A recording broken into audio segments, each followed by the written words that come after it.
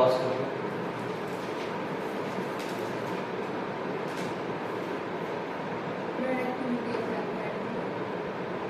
Productivity.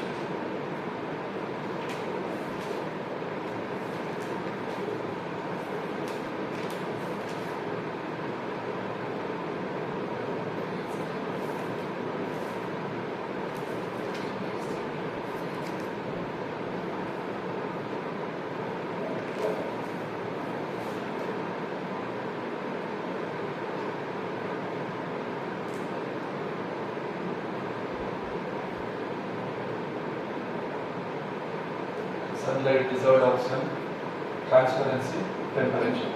Overhead. I will revise it. The yesterday's topics. Any doubts regarding those topics? Any doubts? No? Let us move on.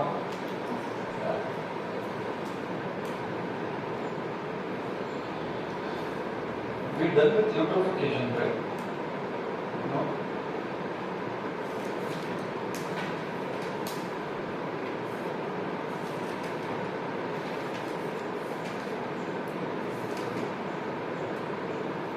And heading is lakes, the lake areas.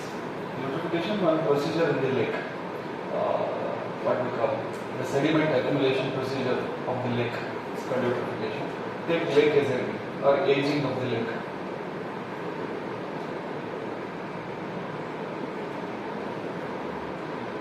Lake or aging of the lake.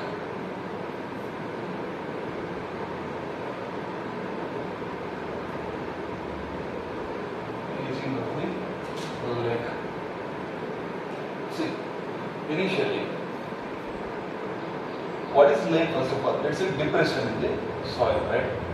This is the soil and this is the depression. And when the water collects in this depression, it itself changes its forms to soil, to aquatic. And after some time, the sediment from the rest of this soil is going to collect here.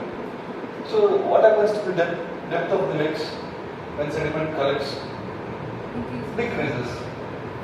Like this. Like this. After some time. And after some time, it's like this only. After some time, just a depression. So what happened? The lakes decrease in its depression. So water in the lake going to decreases and sedimentation going to increases. Sedimentation going to increases. So there are different names for this. And the animals, or you can say the plants, everything which is there in this kind of environment are the aquatic animals and aquatic plants. Here also some of the aquatic and some of the terrestrial plants going to grow here at the territorial region. Here and here aquatic. Here aquatic. But during this time, when it reaches a final stage, all terrestrial plants going to grow here instead of aquatic plants. So it changes its forms to aquatic to land. This is the aging of the lake. In the initial days, it is like in this stage. After that, it took this structure. After this is the third structure, and final. If you look at this fourth one, there is no aquatic here. Everything is terrestrial only. The plants, the animals, the organisms, the microorganisms, everything is related to terrestrial organisms. When you look at the first one, the animals and plants is water,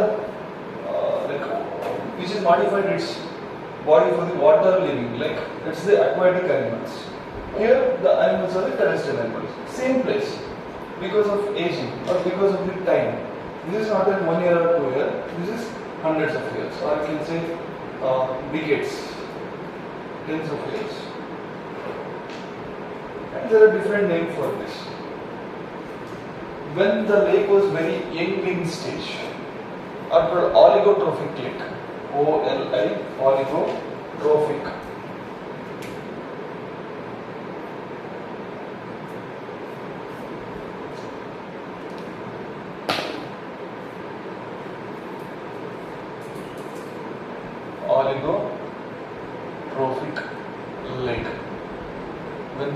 or end is called oligotrophic lake, means huge depression.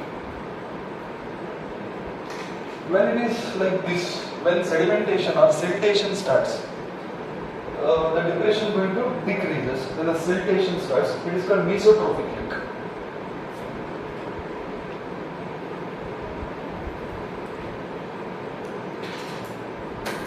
Mesotrophic lake.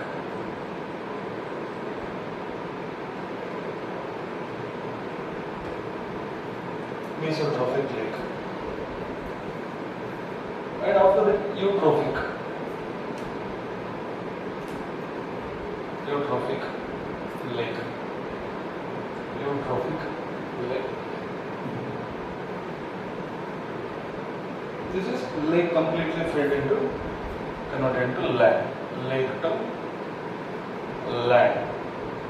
It's completely filled.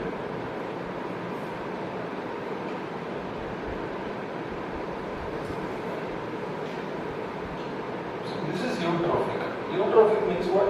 Because of the siltation, the depression of the lake going to decreases and the lake converted into land. This process is called eutrophication. The reason is siltation. This code word is siltation. Siltation means accumulation of the sediments within the pond, within the lake.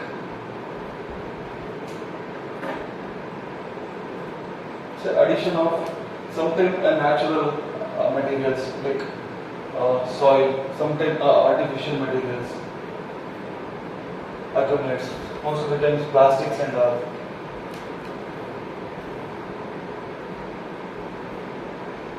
And when it reaches the eutrophic stage, some of the fertilizers which is used for the field, agri fields, that are also going to accumulate in this lake, and those fertilizers help for the rest of the plants which is there here to grow more.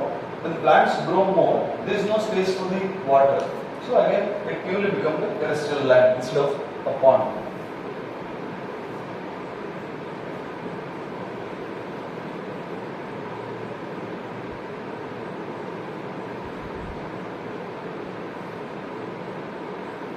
This is the aging of the lakes. This is the initial stage of the lake. And after some time, because of the siltation and sedimentation, lake decreases its depth because of the accumulation of the maybe artificial or you can say some of most of the times it's the natural things like soils, and some of the times it's detergents, fertilizers in the rest of the fields. After rain, along with rainwater, going to come and add with these ponds. And finally, the lake converted into terrestrial land. Like that, the fauna and flora in that region will going to change its form. Before it is aquatic life forms, after that it will become terrestrial life form. So this conversion from pond to or lake to a land is called eutrophication. And factor here helpful is one is the siltation, another one is the fertilizer which is used for the rest of the fields, which is going to accumulate in these lakes because of the along with the rainwater during the water flow, and that fertilizer adds extra nutrients for these aquatic plants to grow more and to become a terrestrial land form. Okay.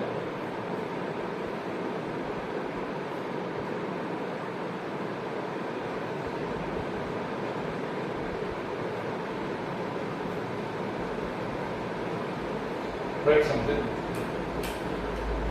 Eutrophication is the ecosystem's response. Eutrophication, eutrophication is the ecosystem's response to addition of artificial or natural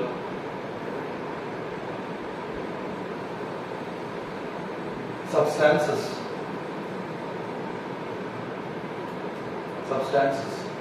mainly phosphates, and the limb phosphates through detergents,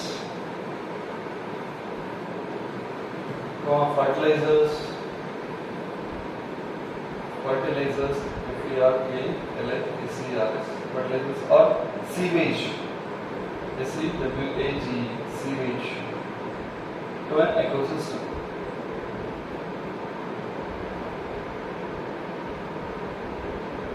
Next point. Physical identification as a subheading. Within next part. Physical identification. How you can identify that? Excess growth of green algae. Underline green algae. Excess growth of green algae on the surface due to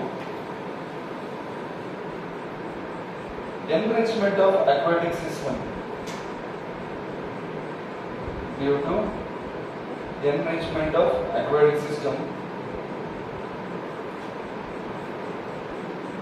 by the addition of nutrients. Enrichment of aquatic system by the addition of nutrients.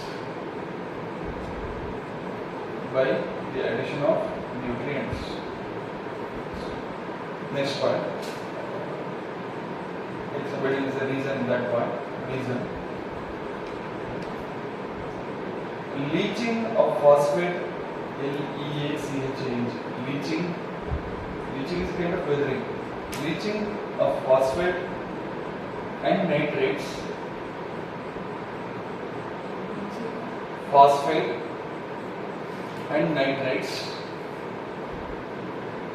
Containing fertilizers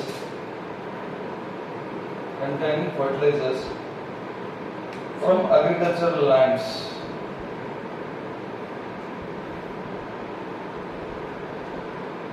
into lakes and rivers. From agricultural lands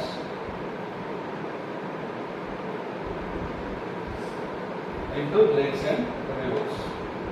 Okay. Next subheading are results of eutrophication or results. First one is algal bloom. What is bloom? Bloom means kind of explode or rise, sudden rise. Algal bloom. Algal. Unsustainable population explosion.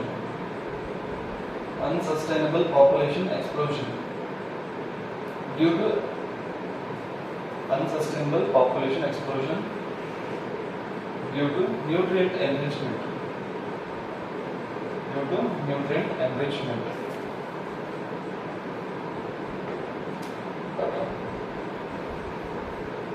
Second one, light penetration. Reasons. Second one, light penetration. How it affects the light penetration? Is this affect the light penetration or not? It affects the light penetration, or it disturbs the, or you can say it restrict the light penetration. Light means sunlight only, and that is the need for the all photosynthetic plants. Next, third, oxygen depletion. Depletion means reduction. Oxygen depletion resulting in loss of photosynthesis,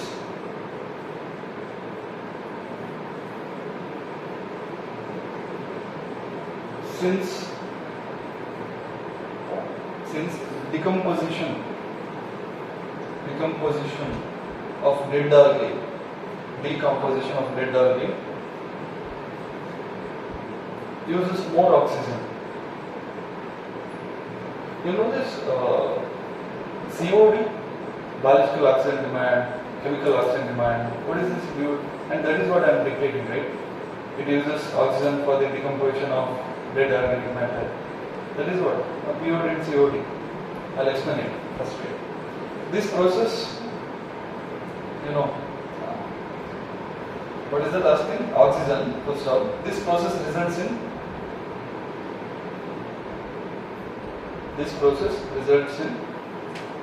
suffocation. Suffocation.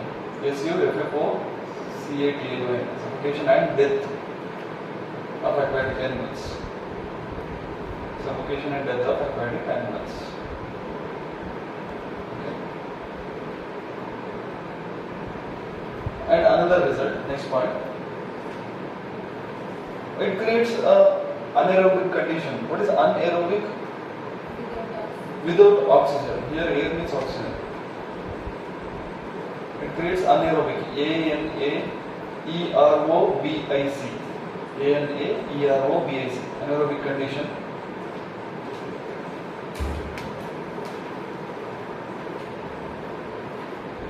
This condition produces toxins.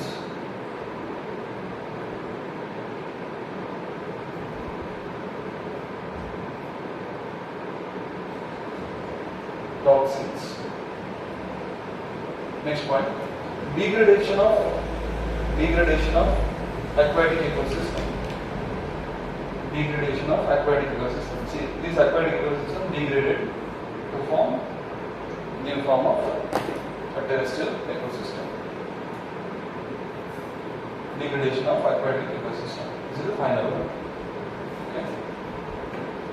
See, is this eutrophication is natural or man-made? Both. Sometimes it is man-made also because of the industrial waste, industrial discharge and everything. Again, nutrient will add to the nearby ponds, nearby lakes, so that again it acts like a fertilizer. Again, algal bloom like this. So this eutrophication is both natural and man-made. The wastewater effluents from the industries, or you can say the agricultural or the fertilizer which is used in the agriculture field, the water runoff from the agriculture field, going to add extra nutrients to these lakes.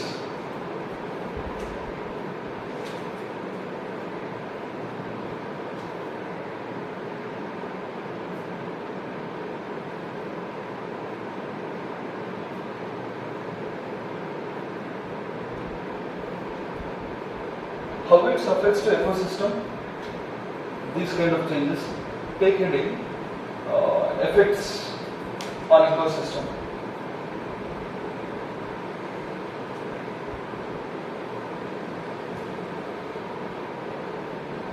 First point, change in the ecosystem.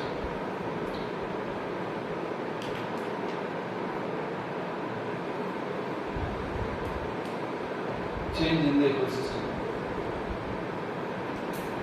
In the formation of detritus layer, detritus layer, detritus layer. See, detritus layer means something, the layer of the dead body. What is the dead body there? Like after some time, this algal bloom, when the water content in the pond or in the lake going to decreases, this algal bloom going to die. So the layer of algal blooms, or the dead body, or you can say the dead masses of the algal blooms, it itself is a detritus layer. Okay. That is a change in the ecosystem only. The formation of the detritus layer, since algal blooms die.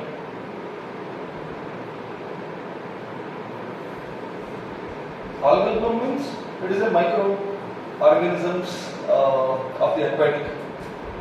Pachi green color. That is it.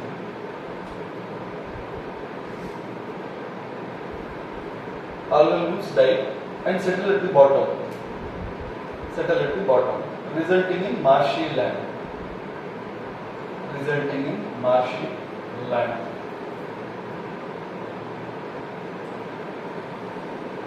Next part, it decreases the productivity, or you can say decreases the biodiversity.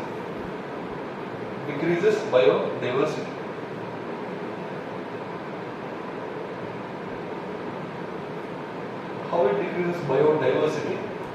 Because all the oxygen which is present in that, all dissolved oxygen present in that little minimum water, used by algal blooms itself. So there is no oxygen for the rest of the aquatic plants. Algal blooms decreases oxygen availability. Algal blooms decreases oxygen availability.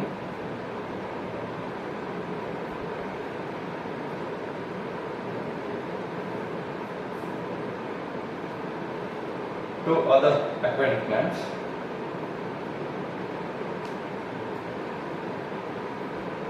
And another thing what it do,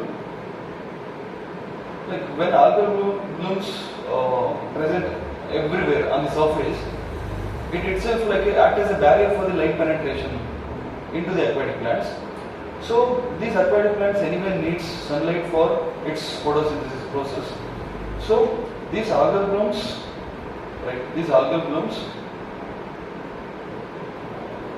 restrict the sunlight penetration to the aquatic plants, which is needed for the photosynthesis. So again, biodiversity going to losses. These algal blooms restrict the sunlight penetration to the other aquatic plants, which is needed for photosynthesis.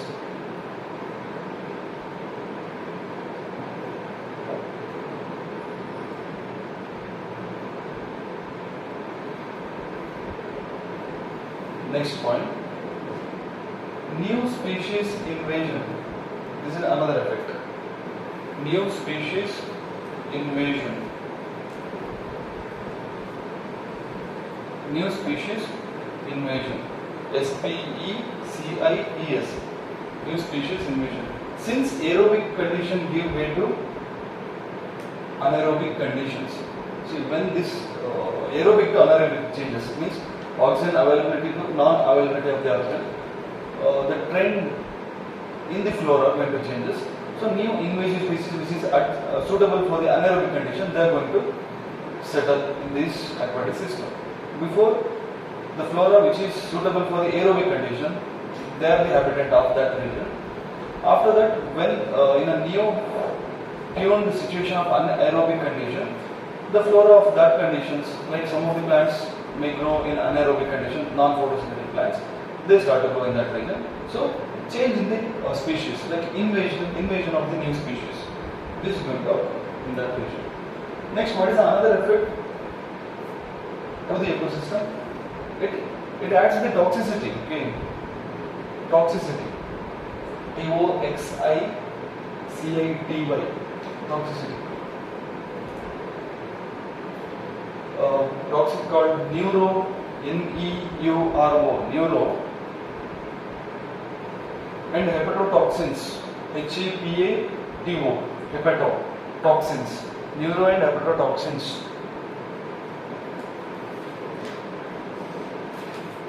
And the loss of coral reefs happen. The loss of coral reefs.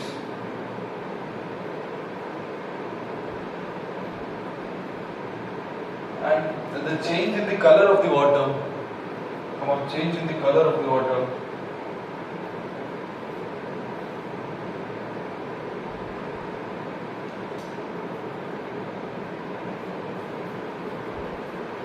And increase in the number of galactic zooplanktons. These are the another toxic microorganism, fauna. Galactic, GELATIC, galactic zooplankton. ZOOPLANKTON.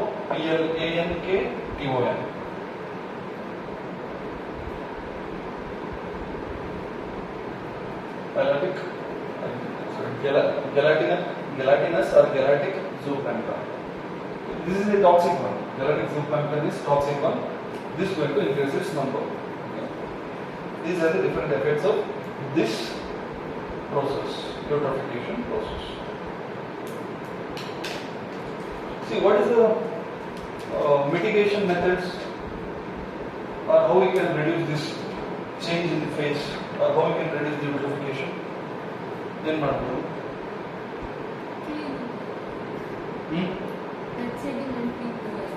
Sediment removal, clean ಮಾಡೋದು. That is the you can say post-mortem procedures. But before that, how we can avoid the sedimentation itself? Like we can divert the industrial waste to some other side, or you can say proper controlling of the industrial waste, not allowing it to enter into the natural lakes, industrial discharges, well maintaining industrial discharges, that is the one thing. And the another source of the fertilizer here is the agriculture field. So you can say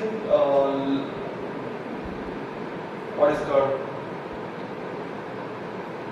organic agriculture instead of chemical farming, right? Organic farming is the another method to avoid eutrophication. Organic farming.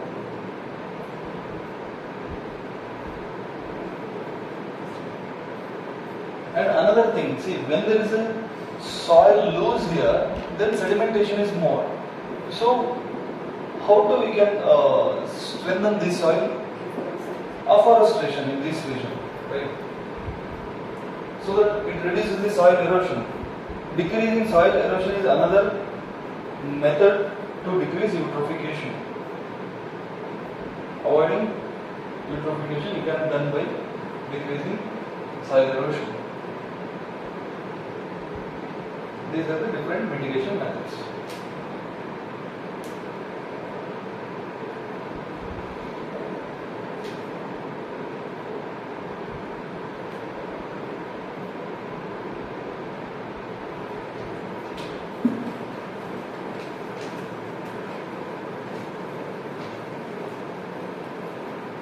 How you can measure the quality of water present in any water body?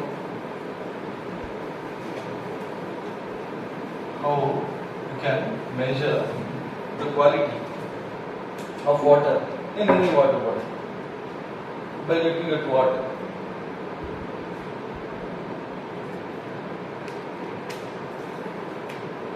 By looking at water you can measure dissolved oxygen, right?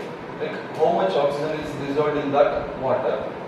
If the oxygen dissolution is more, or more oxygen dissolved in particular water, means that is well suited for the aquatic organisms to live, because every organisms, not only a terrestrial, both aquatic organisms also need oxygen for their metabolic activity, right? So the aquatic animals which is there in the water, they absorb oxygen in the form of dissolved oxygen. They are not able to breathe directly through air. So this dissolved oxygen is the another sign for the healthy aquatic ecosystem, right? So you can looking at the dissolved oxygen level, dissolved oxygen dissolved oxygen level, you can measure the health of any particular ecosystem, aquatic ecosystem. Take heading dissolved oxygen. Dissolved oxygen. What is dissolved oxygen? Same thing. Level of oxygen which is present in particular water. Dissolved oxygen refers to the level of free FREE non-compound oxygen, free or non-compound oxygen present in water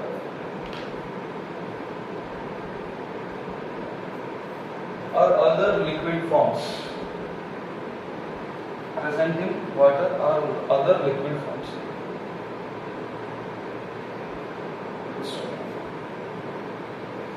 Next point, right? Oxygen enters the water.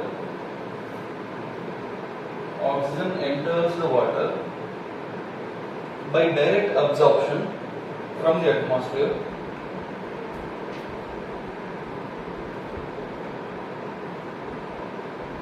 or by rapid movement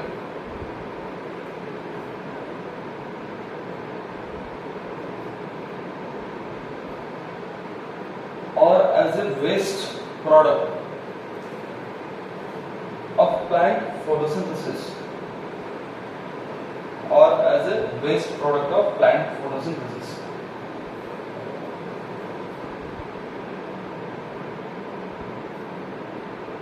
So see, aquatic plants, is it good for the aquatic ecosystem or bad?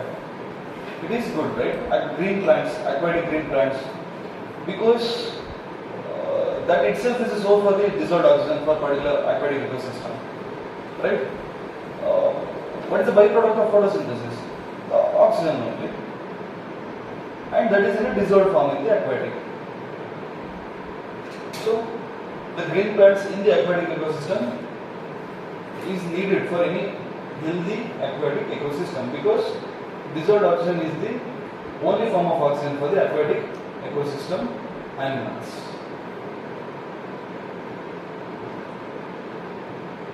Next one, right? Water temperature. Water temperature and volume of moving water. Volume of moving water can affect the dissolved oxygen level.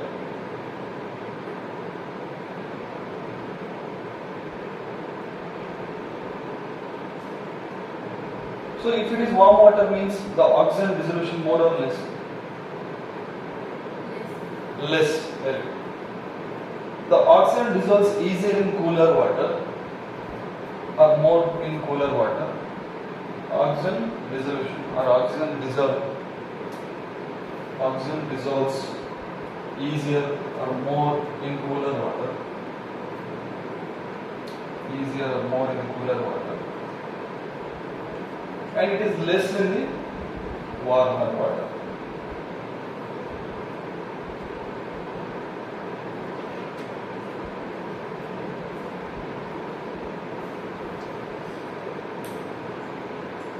See, there is a siltation or so many sedimentation in the particular aquatic ecosystem. So, or lot many dead organic matter, or dead, you can say inorganic matter, not dead, inorganic matter and dead organic matter.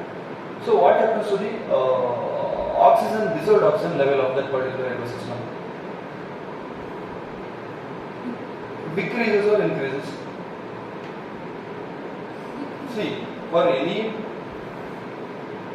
particular what we call the dead organic matter or any abiotic component to decay, you need some of the oxygen, right?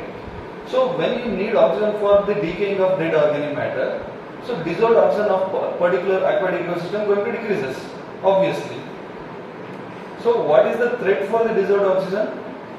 The dead and decaying organic matter which is present in that particular aquatic ecosystem. That itself is a threat for the dissolved oxygen. You can write like this: the presence of the organic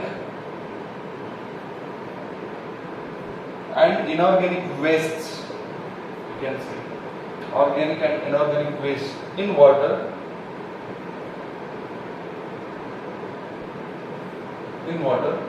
decreases the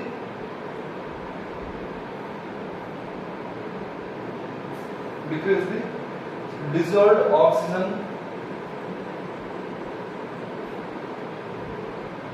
content of the water.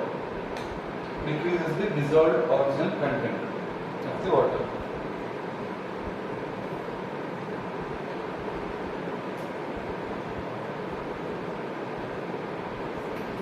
So what is the number of dissolved oxygen? What is the normal number of dissolved oxygen in a normal aquatic ecosystem? Mr. Gould. Just mg per liter, around 8 milligram per liter of water. This is the dissolved oxygen level. If the water having dissolved oxygen below 8 mg per liter means, see, if not pure, exactly, that is contaminated. The pure water means it should have dissolved oxygen more than the 8 mg per liter. This is the standard fact. 8 mg per liter. So, by looking at the dissolved oxygen of particular aquatic ecosystem, you can able to say, or you are able to say, is this aquatic ecosystem polluted or not, right? If it is less than 8, you can say polluted. More than 8, it is freshwater, right?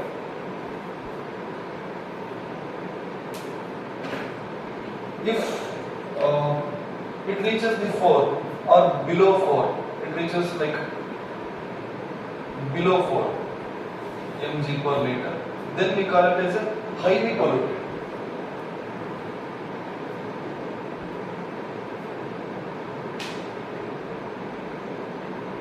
Highly polluted. So when the water is highly polluted, the two concept comes into picture. What is this two concept? Biological oxygen demand and chemical oxygen demand. Biological oxygen demand and chemical oxygen demand. Okay, these are the two things very important for your examination. I'll explain what is this.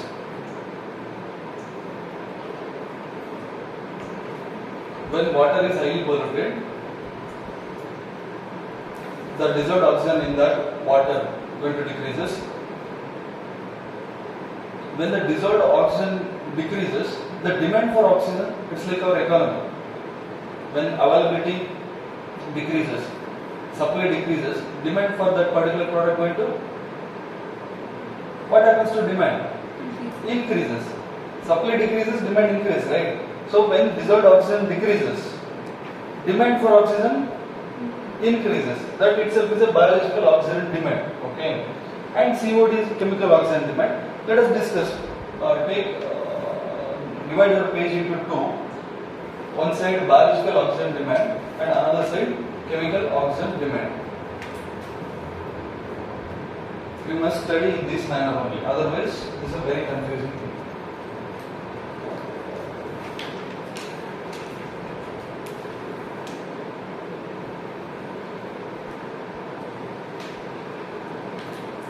Biological oxygen demand and chemical oxygen demand.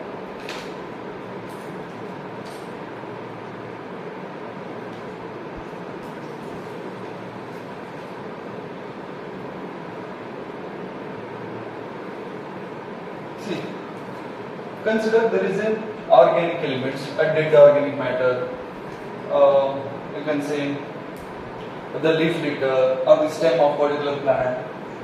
And after the death of the particular plant or after the life, it is a waste material within the aquatic or within the lake. So it has to decompose, right? So who is the thing like who is the decomposer within the aquatic ecosystem?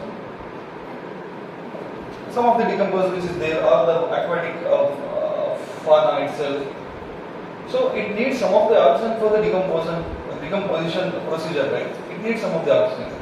So for particular what we can say organic matter, to decompose particular organic matter, that oxygen or you can say dissolved oxygen needed for decomposition of the particular organic matter, it itself is a biological oxygen demand. What is biological oxygen demand? To decompose,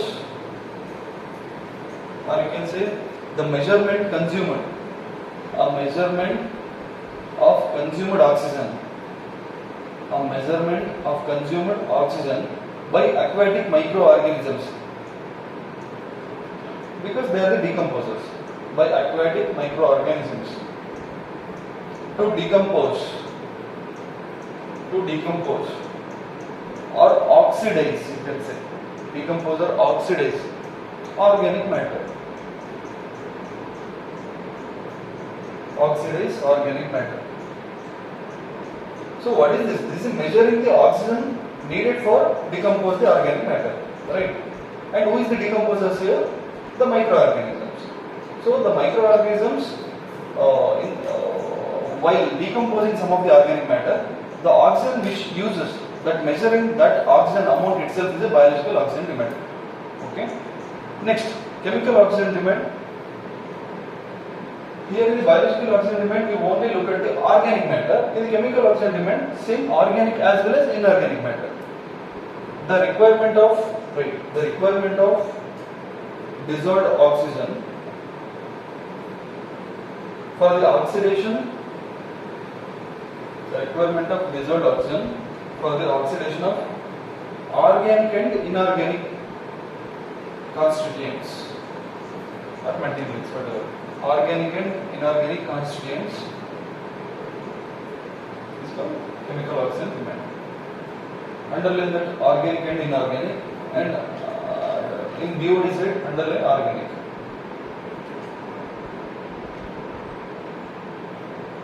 This is the major difference. And in the BOD side, right? BOD done by aerobic microorganisms. Aerobic microorganisms. Aerobic microorganisms. AEROBIC. Aerobic microorganisms. Here in the COD side, it is done by the microorganisms which is chemical reagents. REAGENTS. The microorganisms which is chemical reagents.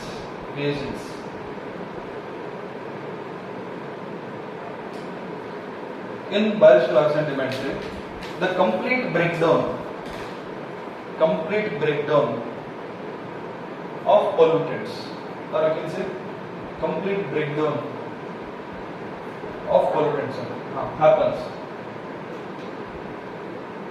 In the COD side,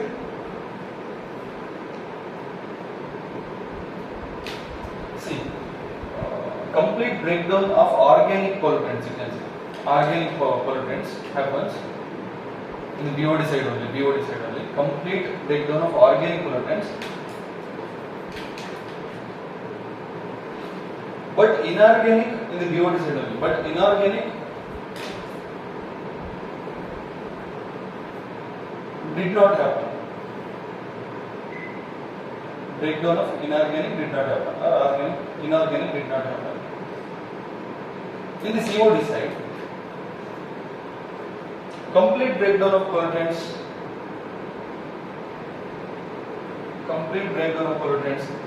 both organic and inorganic happens.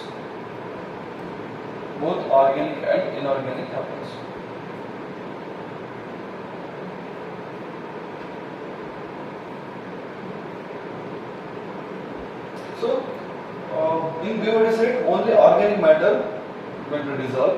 In COD side, both organic and inorganic matter going to dissolve. If you want, you can take another point itself.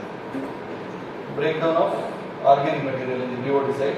COD side, breakdown of both organic and inorganic material. Okay? Clear? In the BOD side, strong oxidation reagents not needed, or there is no strong oxidation reagent. Strong oxidation reagents. No strong oxidation are not needed.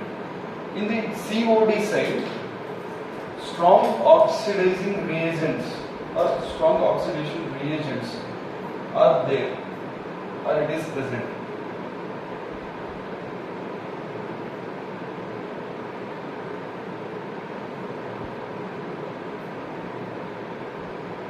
See, which is speedy procedure, or which is time consuming? Which one is time consuming? Right. In the BOD side, the procedure happens. The procedure takes or happens in few days.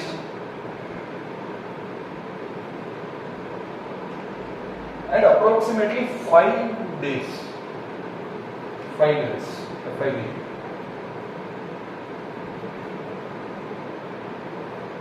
In the COD side, this takes only an hour, few hours. This procedure takes only a few hours. So COD is quicker than BOD.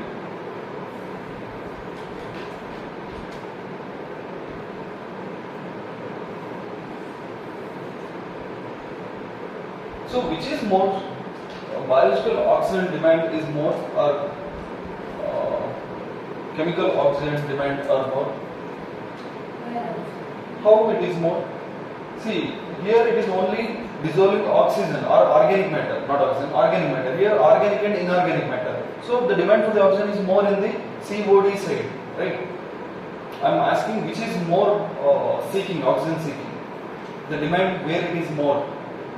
Because it has to dissolve not only organic but also inorganic. So the more demand for the organic, more demand for the oxygen in the COD side.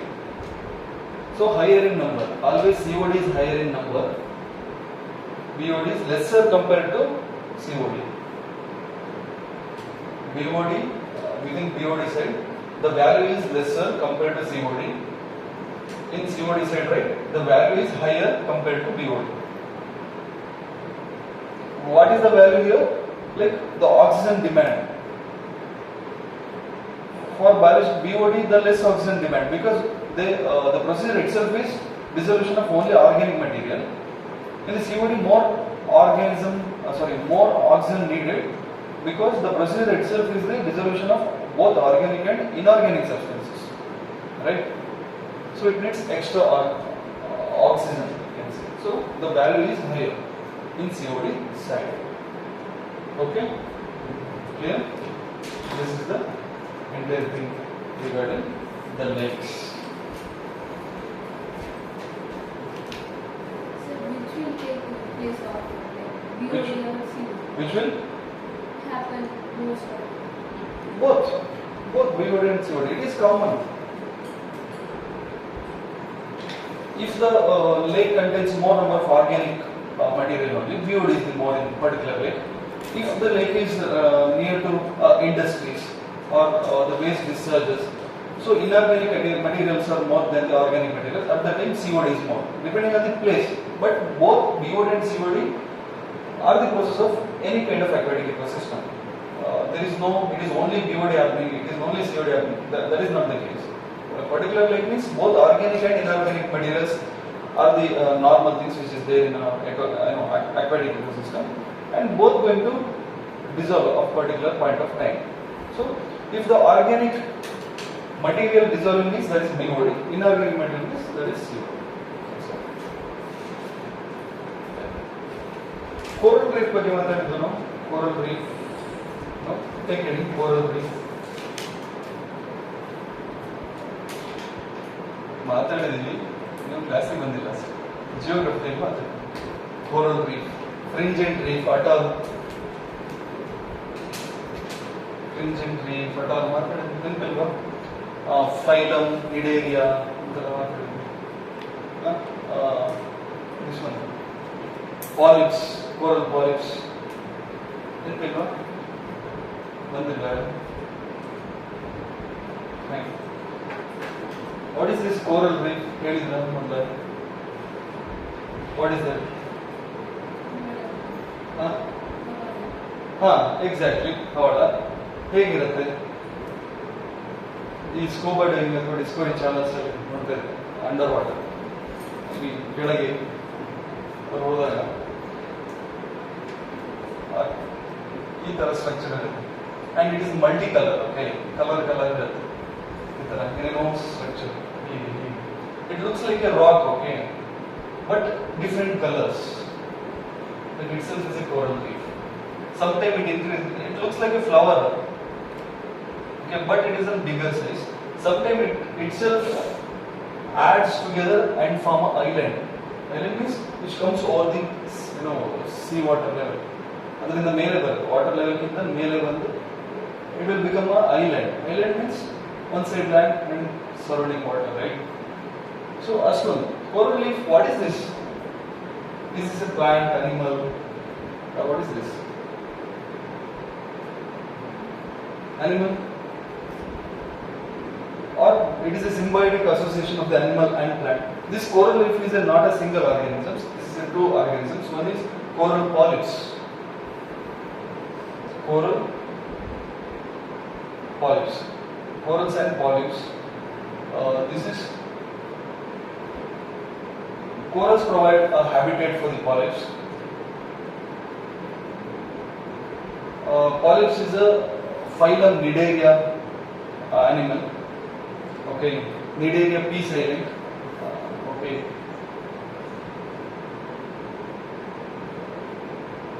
So it is having symbiotic association with the coral. So coral provide habitat, and the algae which is present over this polyp. The algae having different colors. Nಮಗೆ color ಕಾಣುತ್ತಲ್ವ ಇದೆಲ್ಲ. This is not a color of that shell. This is the color of the algae present over that shell. ಈಗ ಒಂದು shell ಇದೆ ಅಂತ ಹೇಳಿದ್ರೆ ಅದರ ಮೇಲೆ numerous minute algae ಇರುತ್ತೆ. And that algae having different colors. Because of that algae, these corals, entire corals look like a green, yellow, red, blue, different kinds of colors. Okay? And you know this coral reef itself is it is having a name called oxygen factory of the aquatic ecosystem. Why the oxygen factory? The algae present over here, these colored algae, they are going to do photosynthesis by using sunlight, okay, and dissolved carbon dioxide. So it produces the byproducts of the photosynthesis itself is oxygen. So it's like another name for this aquatic equatorial forest, aquatic evergreen forest, and oxygen factory. Those are all different names for this algae, which is present over coral reef.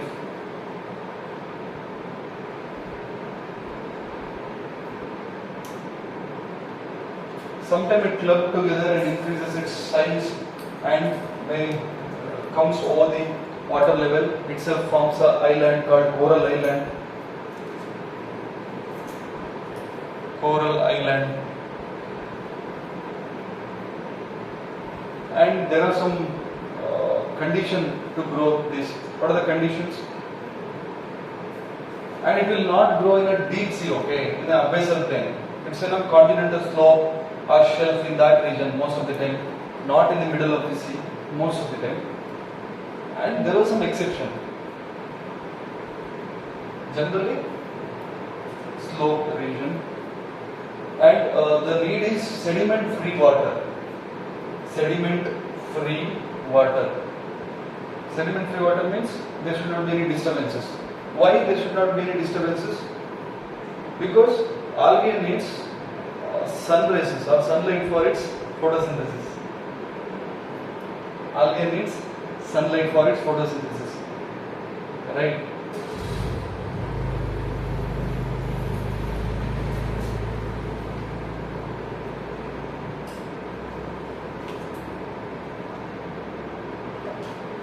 And the temperature also not very less. It needs a moderate temperature, not very more also. Like average or medium temperature around 27-28 degrees Celsius. What happens if temperature reaches 35-40? The sea level or sea water temperature rises to 35-40. What happens? The algae which is present over this shell, it will detach from that particular shell. When it detaches, how it looks like? The color of this coral reef is because of this algae, and the shell color is white. When it detaches from that, when algae detaches from particular shell, means how it looks like? White shell. So it is called coral bleaching. Bleaching means something colorless, right, or white. It is called coral bleaching, and this is happening nowadays because of the global warming. Because of the global warming, or because of the pollution, the temperature in the atmosphere will rise. Because of the temperature rise in the atmosphere, the ocean water temperature is also rising, and the ocean water temperature rises, it will not suitable for the coral reefs to grow. So coral reefs, or you can say the algae which is present over that coral is detaching from particular corals. So coral bleaching is happening. Bleaching is nothing but a white coral shell you can say.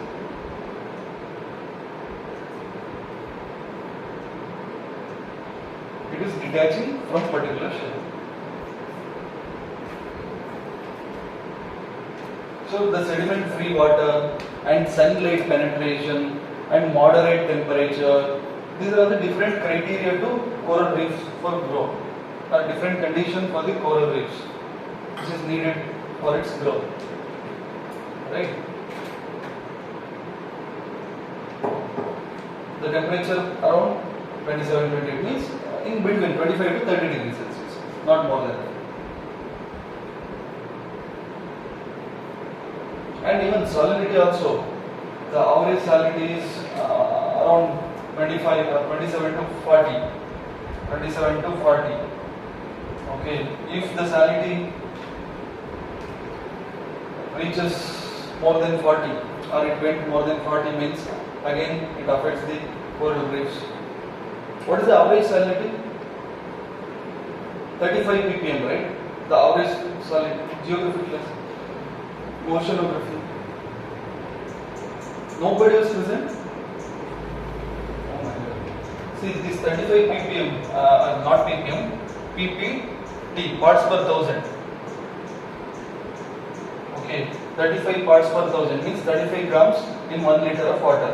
If the salt weighs 35 grams in 1 liter of water, we call it as an average or moderate salinity water. Yesterday also we discussed like this. Right? Yesterday.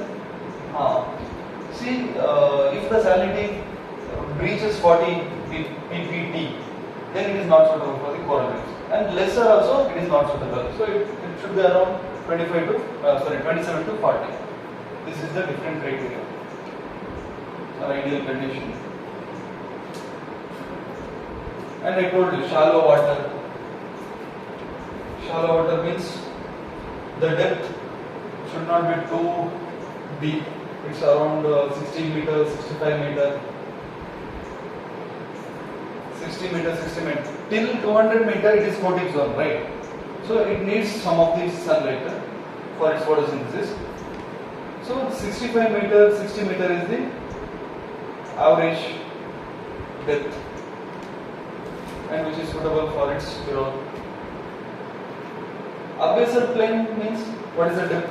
Abyssal plain, the base of the ocean water, or base of the ocean, around 4 kilometers, 5 kilometers from the top of the sea. So 60 meters is the ideal condition or ideal depth for these coral reefs to grow. And sediment free, clear water without any disturbances. Why is ocean water disturbs? What might think to disturb? Kaddi haki galladisalla ocean water. But yake disturb? Because of the water waves, right? And another thing, underwater volcano sometime, or you can say underwater earthquake sometime.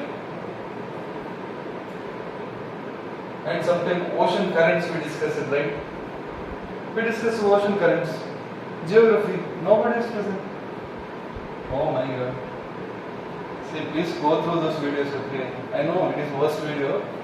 The sound is not audible, the view is not clear, you know. Then also once go through that. Get some insights over that. Okay.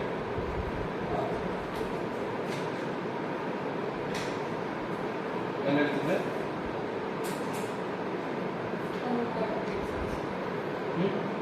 Water disturb. Water disturb. There should not be disturbance in the water. See, ocean water currents is the reason for the disturbances. So, UPSC direct questions in here it is a ocean current, and this is a region of the ocean current. Is this region suitable for the coral reefs to grow? If this is the kind of questions. Ocean current means the movement of the water within the ocean. When the water movement is there means there is some amount of disturbances, and sediment free water is the criteria for corals. So you can come to a conclusion like, no, this is not the suitable condition for the coral reefs to grow, like this. Okay, and if the question is like how global warming affect the coral reef, it affects badly, right? Because coral bleaching happens.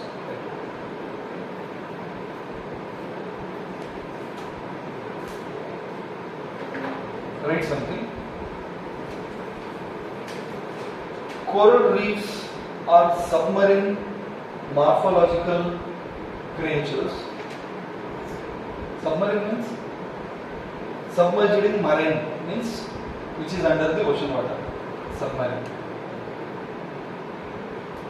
Submarine morphological. What is morphological? Morphology and anatomy, the two things in the science. What is morphology? What is morphology and anatomy? Yeah. See, morphology means outside, skin morphology. Anatomy means inside. Simple. And even I don't know more than that. Only that much. Morphology, anatomy. These are the submarine morphological creatures.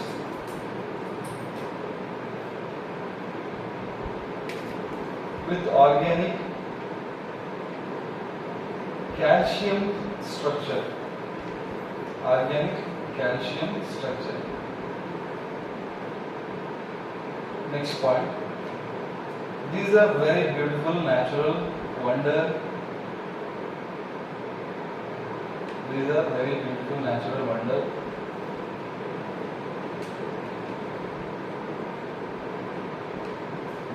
And among world's oldest, and among world's oldest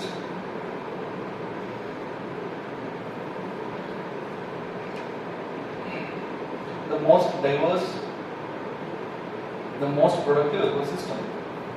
Most diverse, most productive ecosystem. Most productive ecosystem. Okay. In terms of biodiversity, next part, in terms of biodiversity, they are equivalent to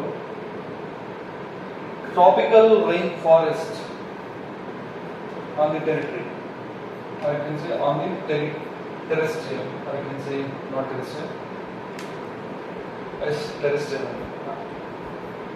They are equivalent to tropical rainforest in terms of biodiversity.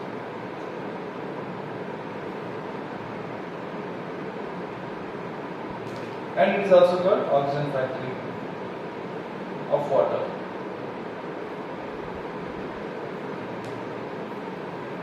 And take somebody there itself, mutualistic relationship.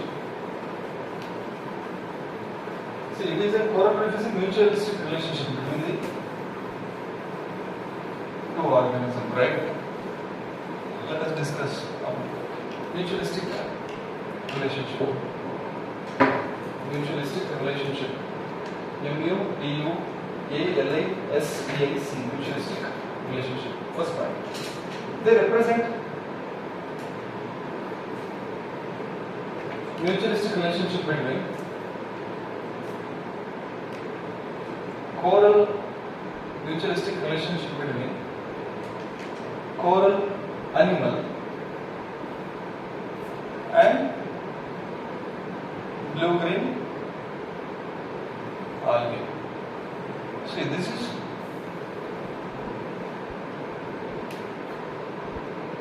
fauna, this is flora.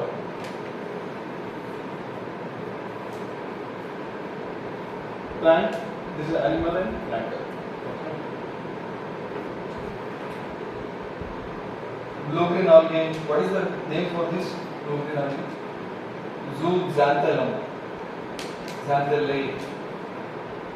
Z-O-O-X-A-N-T-H-E-L-L-A-E. Xanthellate. Zooxanthellate. Full stop. Next one. The corals obtain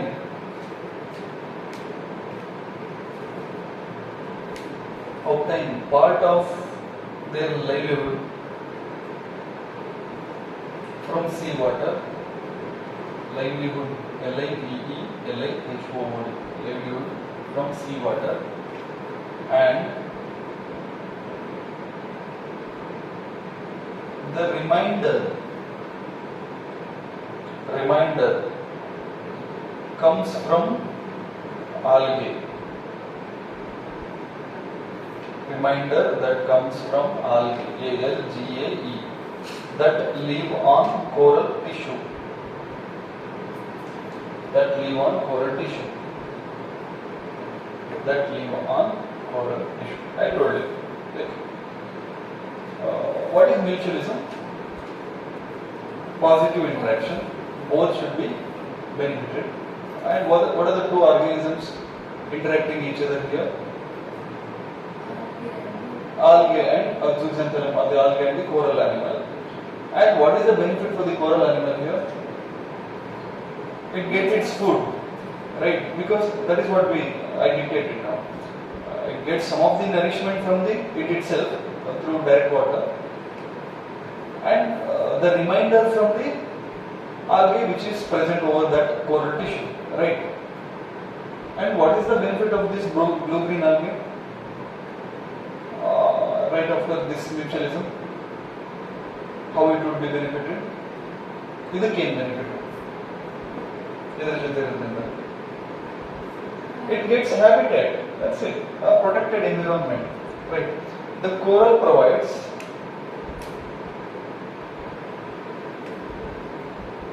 algae with a protected environment. A protected environment and compounds they need for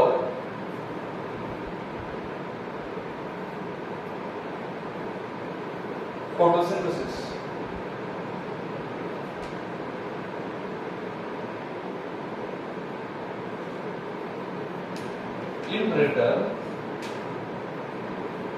In return,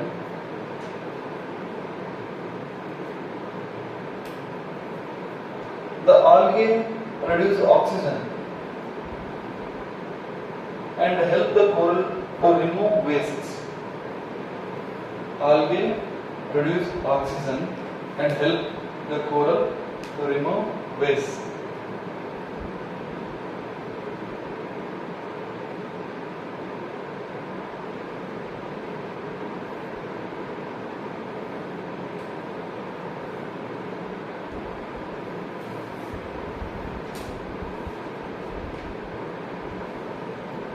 To remove wastes.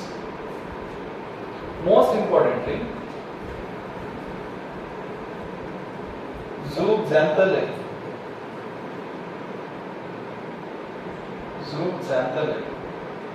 supply the coral with glucose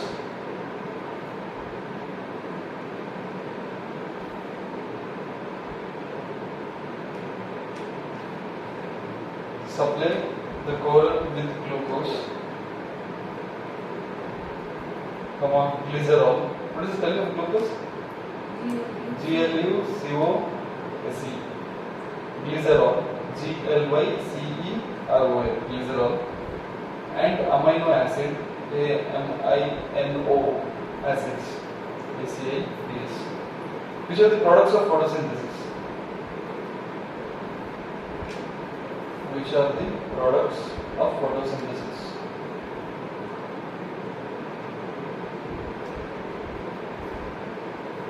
Full stop. Corals live in a huge colonies. COLONIES.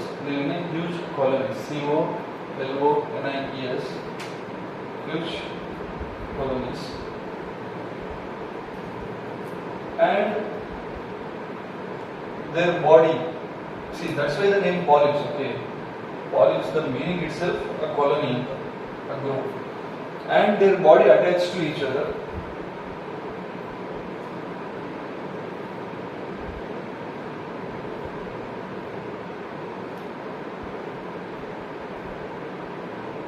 Which provides strength for them against sea disturbances or against water disturbances. Which provides strength for them against any disturbances.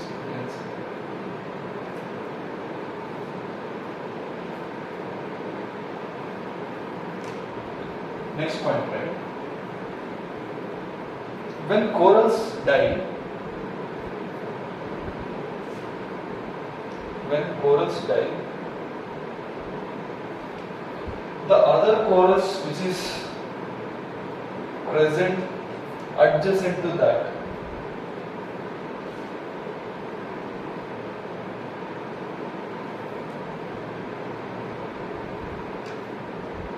which grow on the dead bodies, which grow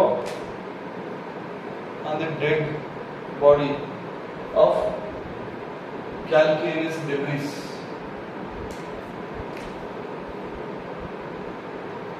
which grow on the dead body of calcareous debris. Debris, D-E-B-R-I-S. Debris means dead body, huge mass, debris. Full stop.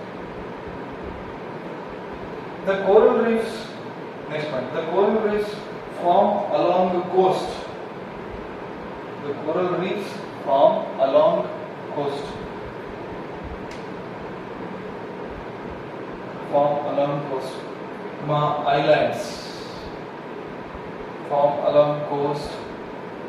Islands or sea mountains or sea mountains.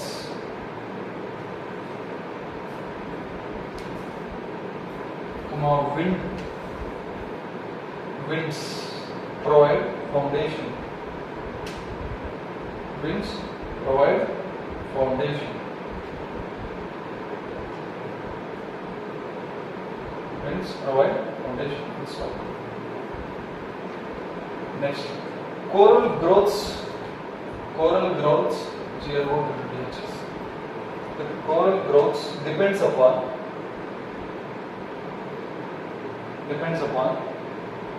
the calcium carbonate obtained from the sea. Calcium carbonate, CaLCium, calcium carbonate, CaRBONate, carbonate obtained from the sea. If the sea is having more calcium carbonate, it is suitable for the coral reefs to grow. Okay, like that. And you know the ideal condition for the coral reef to grow. What are the ideal condition? Sediment-free water, temperature between 25 30. Then less disturbances, more transparent water. Then depth 65, around 60-65 meter. Then ocean current irbar, less ocean current, or you can say any disturbances. Salinity around 27 to 40. You can say 27 to 40. Next. Enough. Those are the things. See, what is the benefit of coral reefs for the mankind, humans? Other than help. I told you, this is an area of biodiversity. What is biodiversity? A different form of fauna and flora, right? So, if you look at the Western Ghats of South India, or you can say some of the foothills of the Himalaya, these are the biodiverse regions on the terrestrial land. Like that, in the aquatic, the biodiverse regions are a kind of assets for any particular country. We are having lot many plants, or we are getting lot many medicinal plants out of that, and it is a kind of mineral for the country which is having those corals, or you can say that biodiverse area. So it is having some of the monetary, or you can say other benefits for humankind. Benefiting, like importance for the mankind, or importance of coral reefs, benefits of corals to mankind, whatever.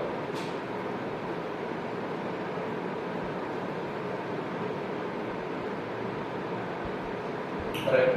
Coral reefs provide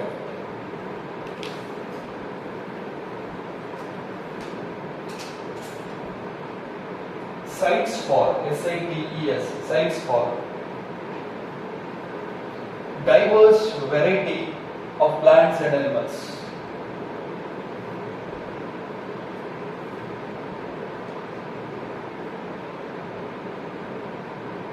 Next line. It's a storehouse of living resources like fish. It's a storehouse. S-T-O-R-E-H-O-U-S. Living resources like fish. The coral fish accounts for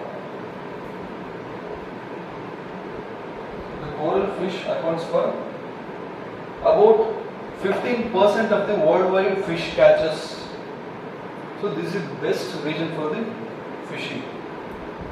The coral fish accounts for 15%, 15% of worldwide fish catch. Fish catch. CH. Next one. They are the source of tourism revenue for some island countries, you can say. Tourism revenue.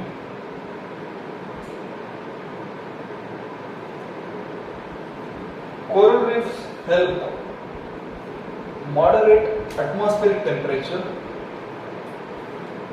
See how it can help the atmospheric temperature, or how it helpful for the atmospheric gases, you can say.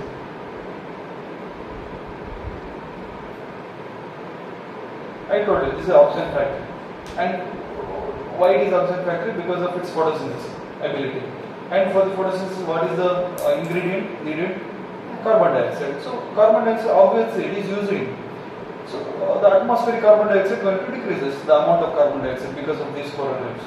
Like that, it is having indirect connection with the carbon dioxide by removing CO2 from atmosphere. When CO2 is removed from the atmosphere, the temperature of the atmosphere is going to decrease. Like that. So it moderates the atmospheric temperature.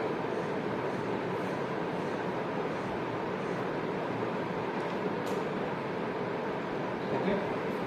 And I told you, coral reefs present in the stringent regions, or you can say the slope, continental slope or continental shore. It is not on the mid of the ocean. So it avoids the coastal erosion. It avoids the coastal erosion because of the sea waves.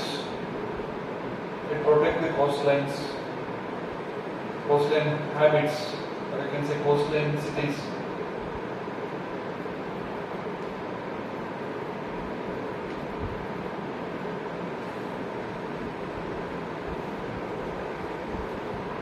Okay. By looking at the place, by looking at the shape of the corals, there are different names for the corals. So take different types of coral reefs. Types of reefs. Types of reef.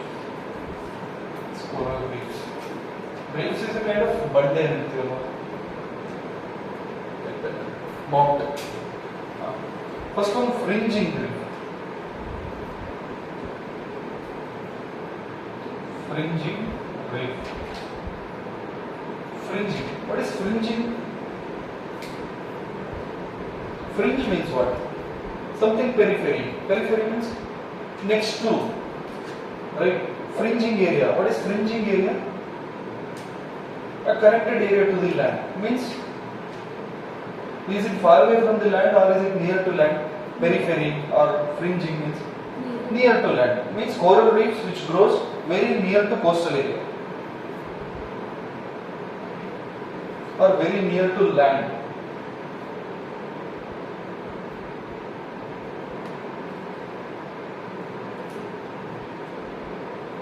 And sometimes it connects to land itself. It's called fringing reef.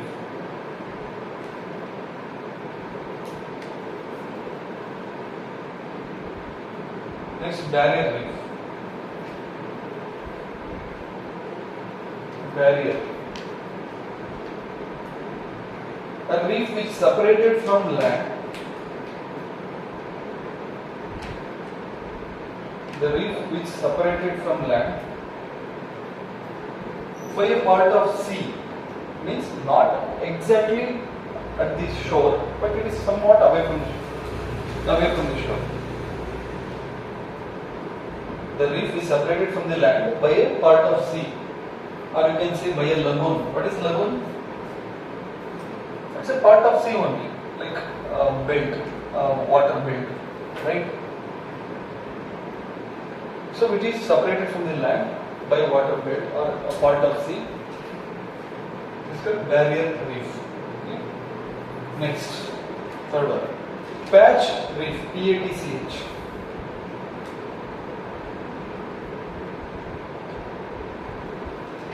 Patch reef. Patch reef or isolated outcroppings, OUTCROPPINGS, outcroppings means patches of corals, that are in a close proximity to each other,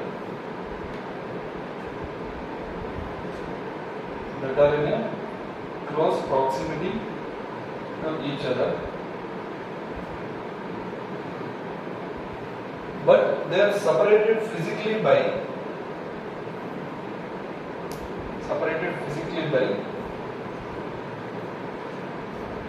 sand ridges.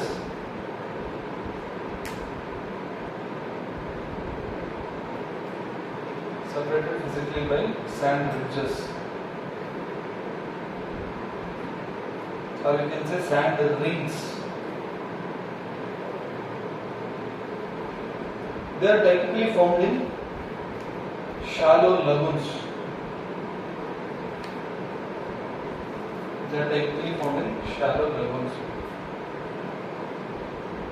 Like in diagram this is the sand ridges. Okay, it's a kind of protecting shield for particular coral reefs. This is the coral reef. This is the sand ridges. And consider this as a land, and this is sea. The coral reef present in this region. This is the first one, fringing. Barrier reef means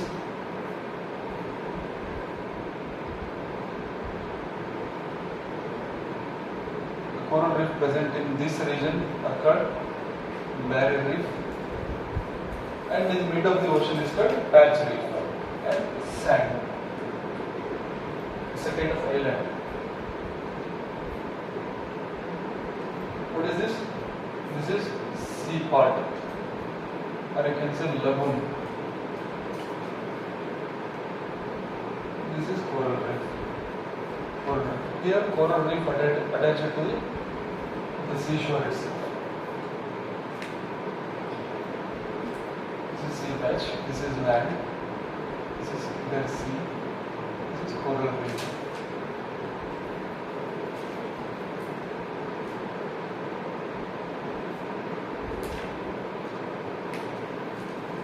This is not actually mid of the ocean. This is mid of the ocean is different. That is atoll. This one is patch reef means this is in the seashore itself, but it's a kind of island, entirely surrounded by a sand ridges or sand ring.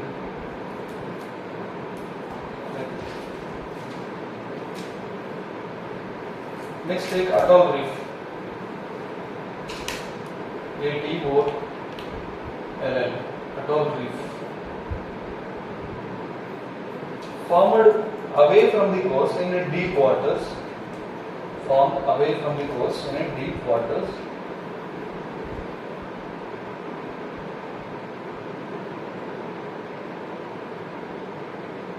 Generally elliptical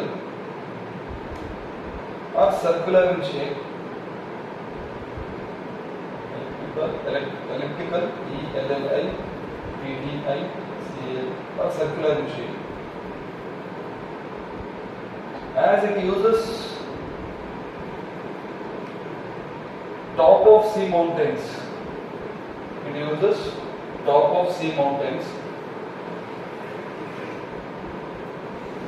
To grow.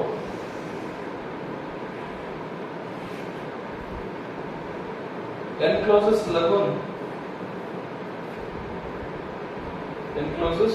lagoon in the center.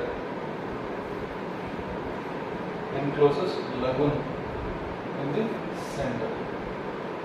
Okay, so it's like an island in the mid of the ocean. Enough. Now, take it as a coral bleaching. Let us discuss that. We discuss it. I'll dictate. What is bleaching? Losing its color to white, right? BLEA. Means bleached. Something lost its color. And what is the source of the color from the coral reefs? Algae. When algae detached from particular coral, what happens? It looks like a just calcareous. So white. Coral bleaching and natural disturbances. First point. Natural disturbances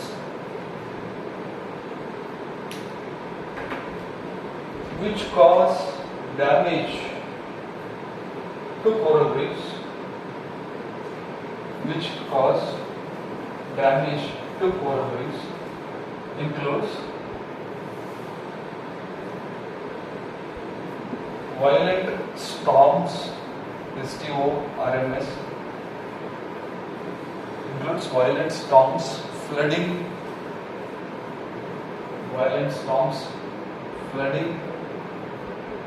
high and low temperature extremes,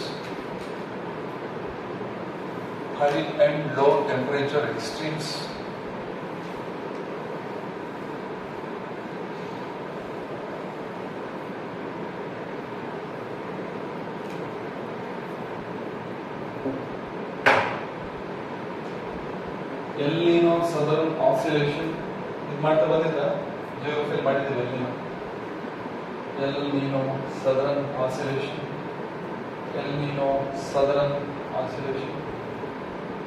OSC LL OSC oscillation. OSCILLATION oscillation. What is this? El Nino, La Nino. These are all different kinds of movement. The water movement on the ocean in the Pacific and Atlantic region. Events, subaerial exposures, subaerial exposures,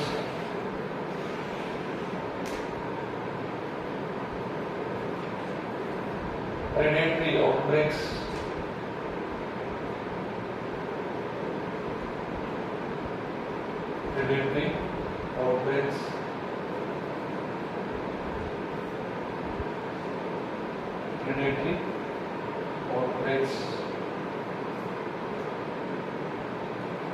and epizootics, EPIZOOTICS.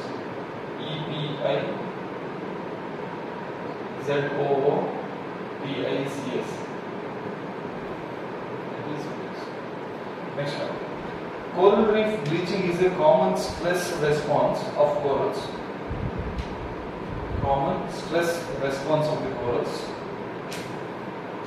Coral reef bleaching is a common stress response of corals to disturbances.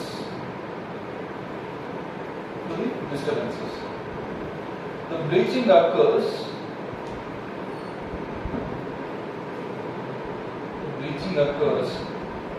when the sensitize of zooxanthellae decline. When the sensitize, or you can say the densities, the bulk, or you can say the number of zooxanthellae, whatever. Zooxanthellae, ZOOXANTHELLAE,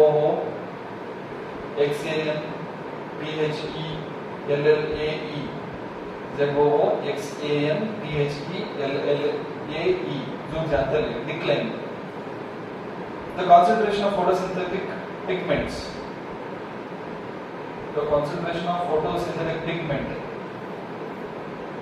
pigment within zooxanthellae fall.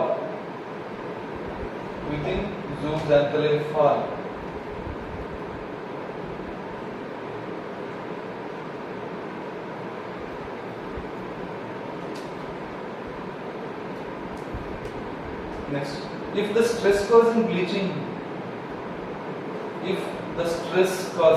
stress causing, stress causing bleaching is not too severe.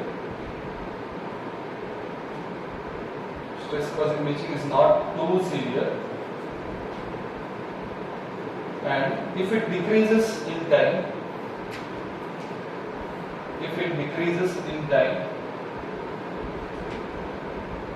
the affected corals usually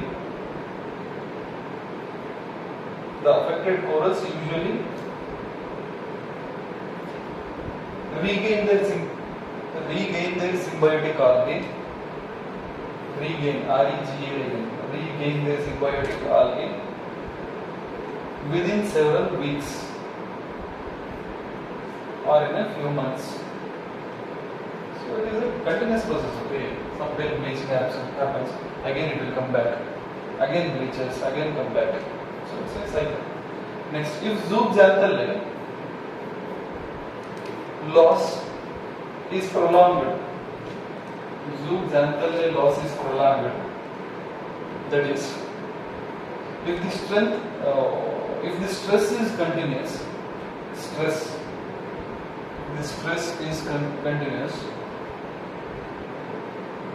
and depleted zooxanthellae population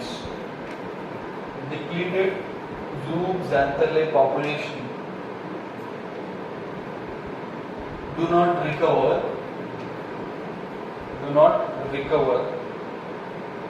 the coral host eventually dies.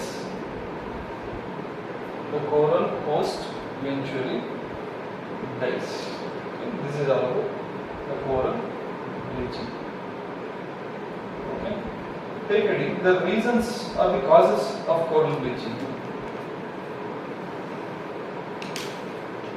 See, I am stressing the coral bleaching and coral reef because it is very important for replacing environment. That too because of the sea or global warming, water pollution, air pollution, and Paris Agreement, Kyoto protocols, different international groupings. They are in current affairs, so definitely they are going to ask in these regions. This is very important for the even mains perspective. Okay. Causes of coral bleaching. Increasing ocean temperature. That is the main reason. Increasing ocean temperature. See, why ocean temperature is increasing? Because of global warming. Why global warming happening? Increasing CO2 or increasing other toxic gases, or you can say, right? Or you can say increasing the industry, increasing the pollution or pollutants from the vehicles. These are the reasons. Everything is interconnected. Increasing ocean temperature due to climate change is causing coral bleach.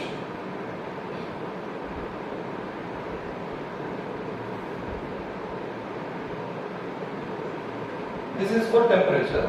For salinity, how you can say? There is a moderate range of salinity is needed for the coral reefs to grow. And some of the times the salinity of the particular region or particular what we call the sea decreases. That is the reason where it is decreases or when it decreases. The salinity of the particular sea going to decreases in some point of time or in some area. And you know, this coral reef is not in the mid of the ocean. Mid of the ocean is that is exception. Most of the time it is in a 60 to 65 meters height. That means in a continental shelf only, or in the slope only. So when fresh water enters to the sea, or you can say the delta region, estuary region, because of the nearly fresh water or the fresh water enters the sea water, the salinity of the particular region going to dilute, right? So when salinity diluted less than 27 parts per thousand, what happens? Again coral dies.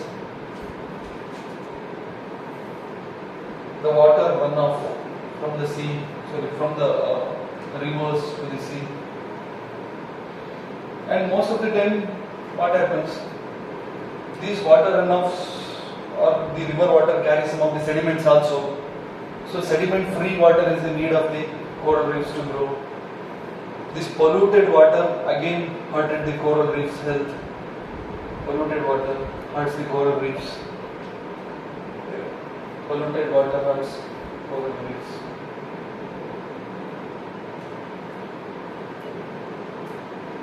And most of the time, the coral reef present in the periphery, near to the land, it directly exposes to the sun sometimes. So overexposure to the sunlight, or you can say irradiance, overexposure to sunlight, that's enough, can bleach the coral reefs which is present in the shallow water. See, more sunlight also harmful. Okay?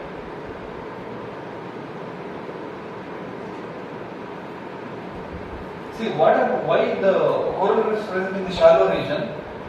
It exposes to sunlight, I told you, directly exposure to sunlight or directly exposure to air, environment, atmosphere. Why is this happens? Sometimes the low tides, what is the tide, high tide, low tide, we discussed in ocean.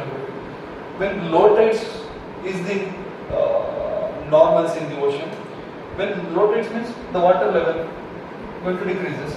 So the porous which is present in the continental shelf is exposed to outside atmosphere. When outside atmosphere means it exposes to directly sunlight, it exposes to other pollutants, exposed to carbon dioxide. So again bleaching happens. So this low tide concept, low tide is also another cause of the coral bleaching. What is tides? Water level. Okay, high tide means water level in the beach. Low tide means water level in the sea shore. High tide, low tide, medium. We have discussed it in oceanography. Please go through the old videos of geography. Okay. So low tide is another reason for the coral reef bleaching, which is present at the shallow water. Coral reef present at the shallow water. Okay. These are the different reasons for the coral reef bleach in the shallow water. In India, do we have coral reefs? India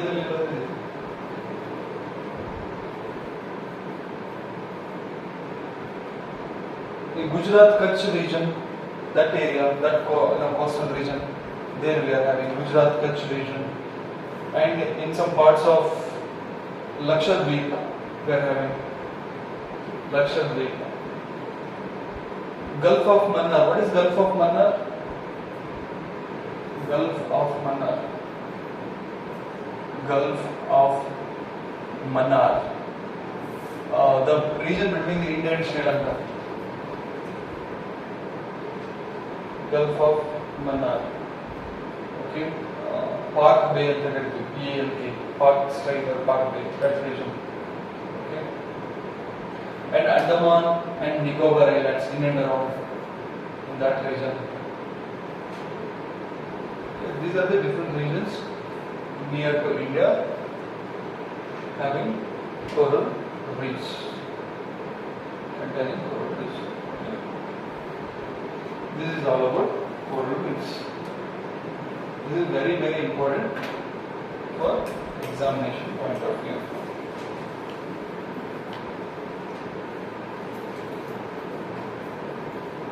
I told you, nowadays half of the prelims is on environment. So these are very important from prelims perspective. Half of the prelims questions, not entirely half, passing marks, out of passing marks, half of the marks, if you are ready with the environment subject, are well aware with the environment subject, half of prelims preparation is done. In recent trends, this trend may change at any point of time. Last year, before last year, this is the case. Okay. You guys need break? Break. We take break for 10 minutes. Okay.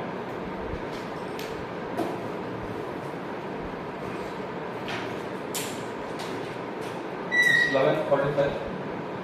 55 is the time.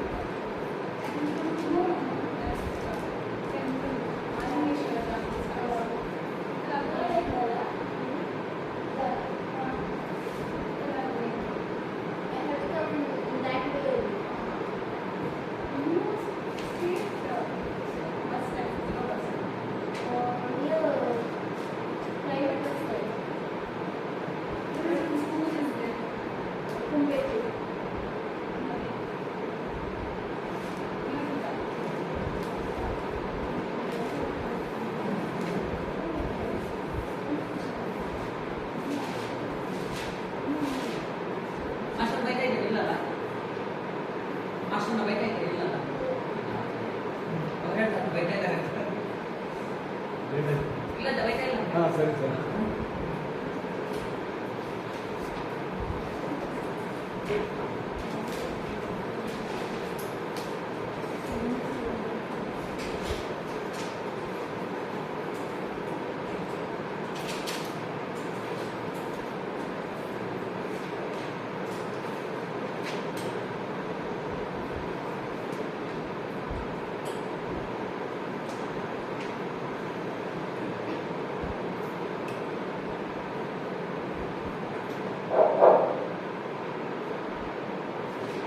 Take mangrove society.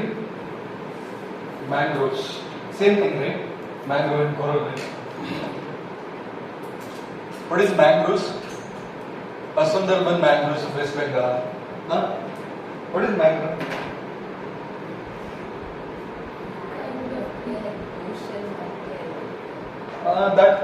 That is the region. Okay. Mangrove means these are the plants or the trees of that region. The trees. Certain species of the trees, they are modified to grow in a salt water and land meets, the area where salt water and land meets in that region, that is the ecotone area, and some of the plants adopted for that particular region, those are all called mangroves, and the adoption is in different nodes. The adoption in their roots also, nematophore roots. What is the nematophore roots? The respiratory roots which comes out from the soil, or you can say the sand, which comes out and it itself breathe. The roots itself breathe, respire. And the seeds of that plant is highly fertile because very less possibility of its regeneration, or you can say containing its family. So the seeds of the, or you can say the fruits of that plant is very fertile. These are some of the morphological modification which is done by that particular plants or that particular trees to stay in that particular environment. Okay, take something. Mangroves are various.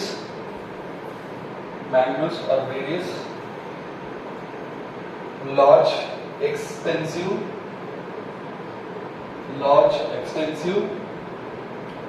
types of trees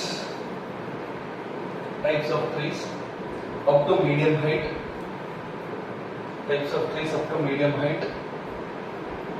and shrubs,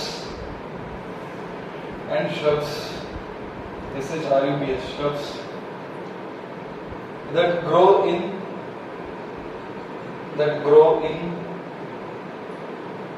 saline coastal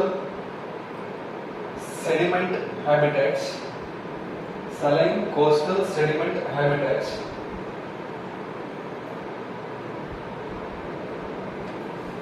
Saline coastal sediment habitat in the tropics and subtropics. Main in the tropics and subtropics. So tropics means what? Consider this is the 0 degree equator of the land. 25 degree, north and south. North 25 degree, south 25 degree. This region. Normally, which is prevalent in this region, these mangroves. Okay. Mainly between the latitudes 25 degree north and 25 degree south of the earth. These are prevalent in this region. Mangroves are the salt tolerant trees, right? Salt tolerant trees. Salt tolerant trees called halophytes.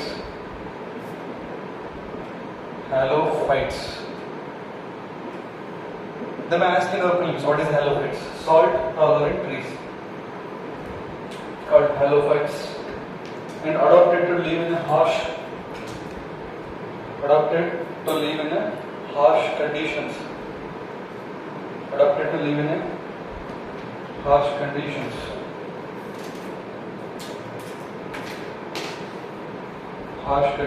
They contain a complex salt filtration system.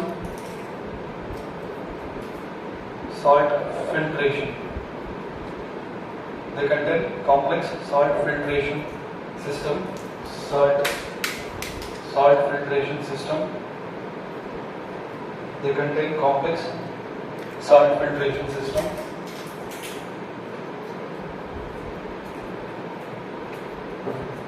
And complex root system. Complex root ROT to cope with the saltwater immersion. To cope with the COPE. Cope with the saltwater immersion.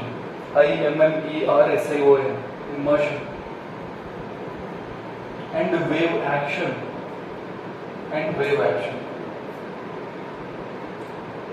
See, if we consider the trees which is there over here, if this tree is present in the salt water or in the seashore, what happens? By the action of the wind, by the action of the waves, when the soil or you can say sand loses its strength or density, it slowly, what happens? Fall. So, there is a need of adaptation, morphological adaptation to particular kind of habitat. What is the kind of root adaptation maybe? It should not be in a single like main root, and numerous roots, right?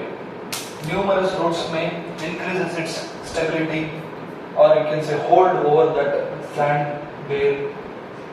Numerous roots. And if you look at the oxygen which is there in that soil, or you can say sand, is very low. So it should be adapted to anaerobic. The root should be adapted to anaerobic condition or low oxygen condition. And more than anything, this is the region. It's not purely a water, aquatic, or not purely a land also. It is in between the water and land, or it is, you can say the aquatic as well as terrestrial. So it should have both the qualities of aquatic and terrestrial habitat.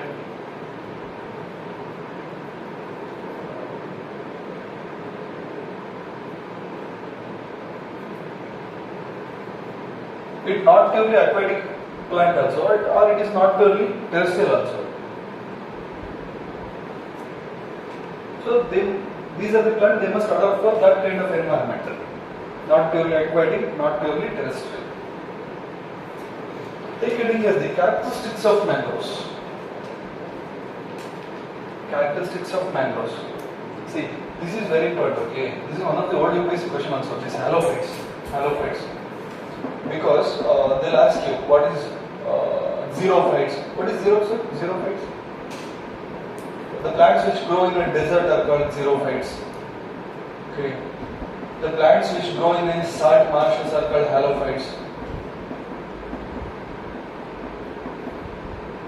And the plants which grow in a just wind environment, without water, without sand, are called aerophytes or alophytes. AE, aerophytes, or the the plants which grows in a just water content within a laboratory are called hydrophytes.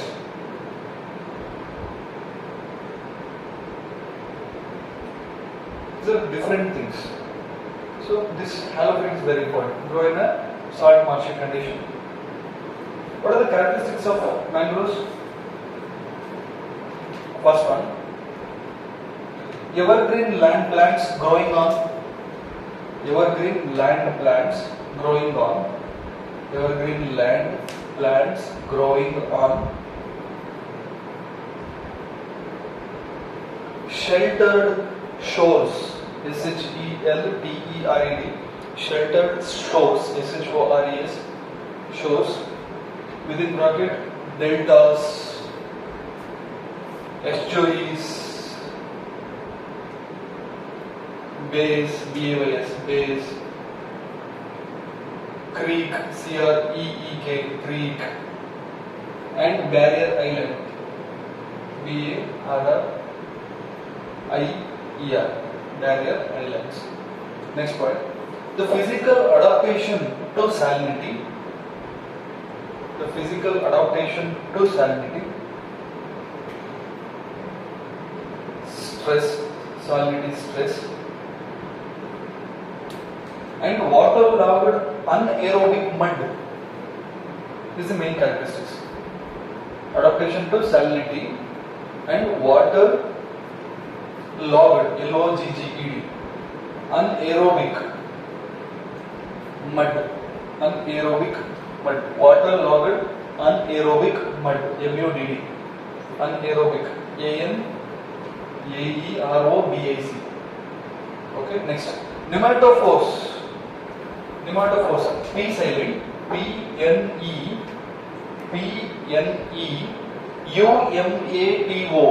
P-H-O-R-E-S, P-N-E-U-M-A-T-O,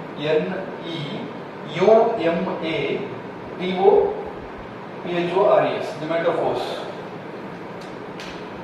There are the special roots.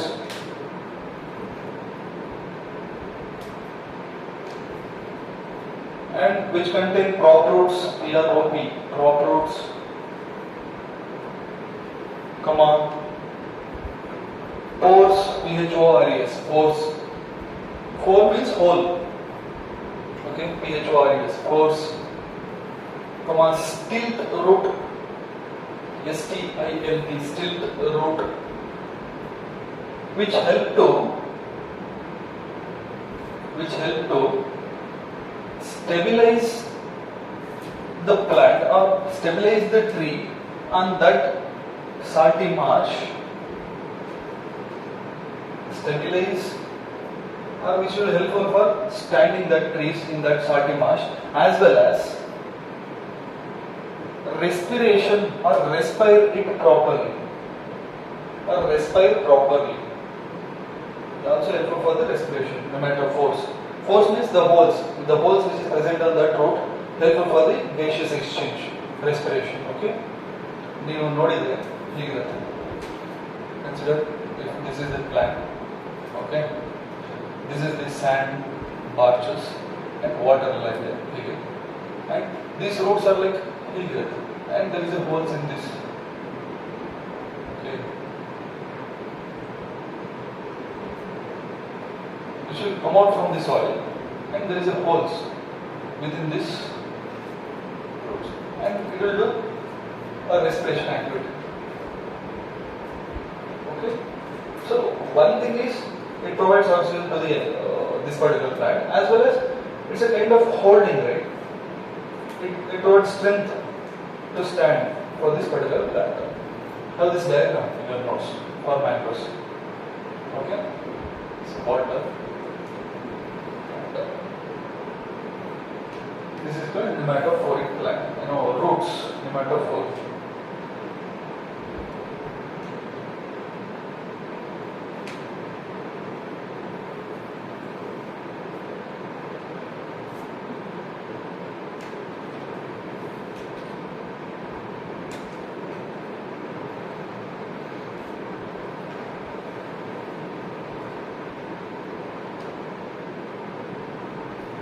Okay.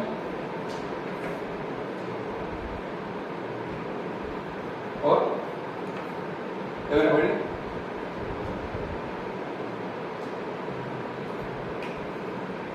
Please draw this diagram in your notes. Or okay, this place or this area where mangroves present, which acts like a breeding ground for the aquatic organisms. What is breeding ground? Breeding, B-R-I-E-E-D-A-N-G, breeding ground. To lay eggs. Okay. See, otherwise in the open ocean, open sea, if the fish lays eggs, what happens? Because of the sea waves and all, it destroys, right? It disturbs the fish eggs. So this is the standstill water. There is no wave effects in this region because of these numerous trees. So effect of the wave is very less. Standstill water. So it's a best breeding ground for the fishes and other aquatic organisms. Okay, best breeding grounds. Next, it moderates tidal floods,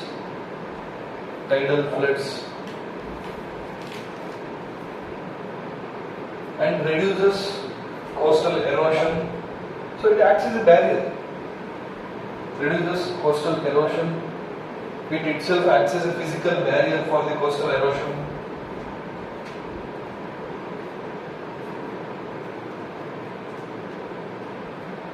It acts as a physical barrier for coastal erosion. It acts as a physical barrier for coastal erosion.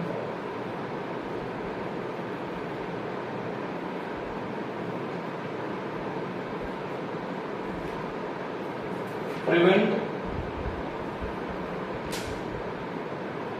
or it reduces soil erosion of the ground which is next to the sea.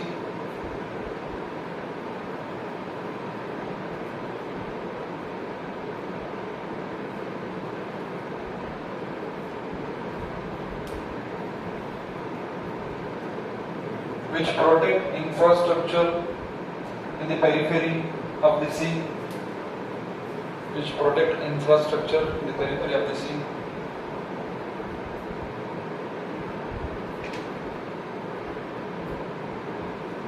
By limiting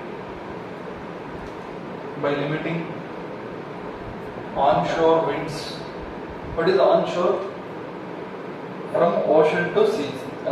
From sea to land, or from ocean to land. Onshore.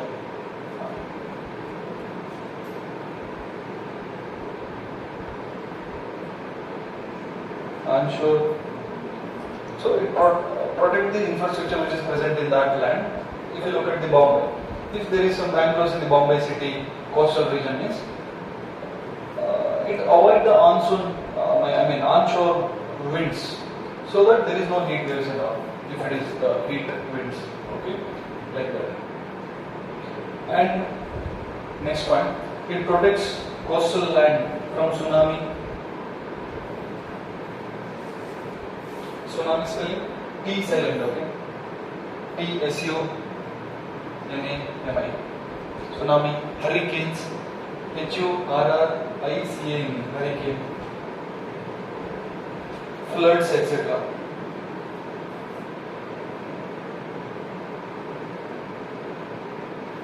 It enriches or enhances natural cycling of nutrients. It enhances natural cycling of nutrients and supports numerous flora, fauna,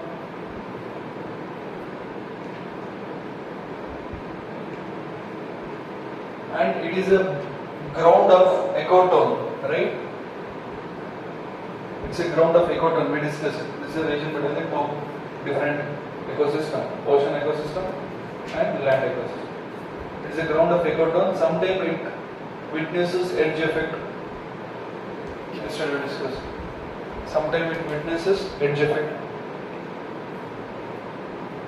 EDG, edge effect. And it also, next point, it also a supplier of raw materials. It provides it acts like a supplier of raw materials like wood, medicinal plants, edible plants, wood, medicinal plants, edible plants, and finally it's a it benefited the tourism sector, and it is a recreational activity. It is helpful for the recreational activity and benefits tourism sector. Recreational,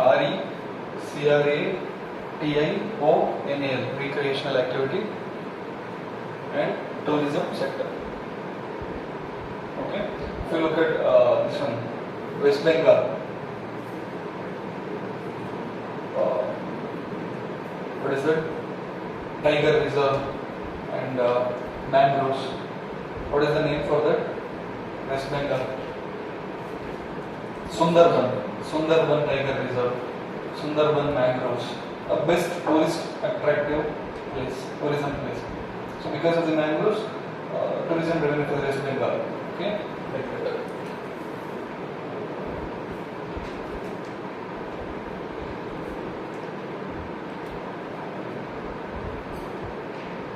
See, if you look at Discovery channels, sometimes they'll show the Sundarban videos. In that region, both you witness both a tiger as well as fish in the same ecosystem. Like ನೀವು ಆ mangroves ಮಧ್ಯೆ ನೋಡಿದ್ರೆ ಆ mangrove ಹತ್ರ ಎಲ್ಲ tiger ಇರುತ್ತೆ because sometime at the branch of that mangrove tree. Okay, below that fishes. So wonderful. Okay, ecotone, edge effect. Fish ಮಧ್ಯೆ tiger ಒಟ್ಟಿಗೆ ನೋಡೋದು. Okay, but see, these are all the what is that benefit out of the mangroves. Then also mangrove is shrinking nowadays.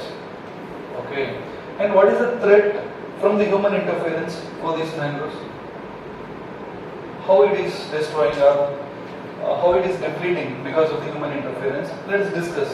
Take heading: the threat for the mangroves. Threat, THREAT.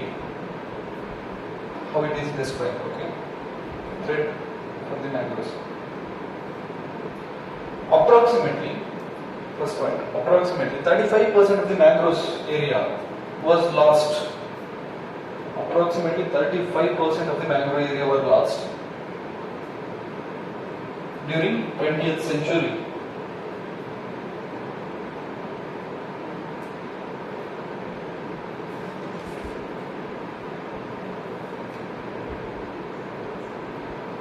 Next point, UNEP estimates. What is UNEP?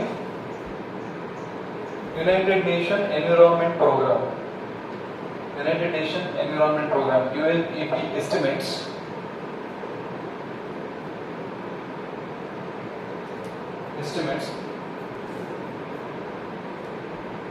the deflating of the mangroves, or you can say reduction of the mangrove forest.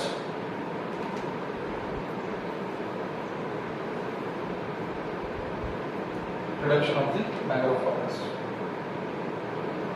Likewise, the 2010 update of the World Mangrove Atlas, EPLAs. 2010 updates of the World Mangrove Atlas indicates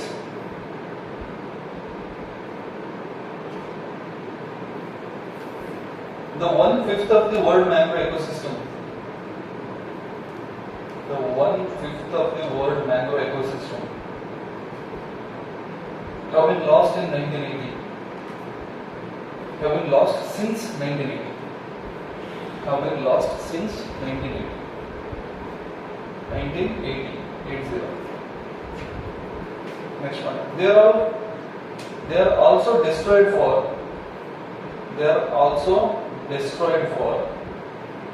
conversion of area for agricultural purposes.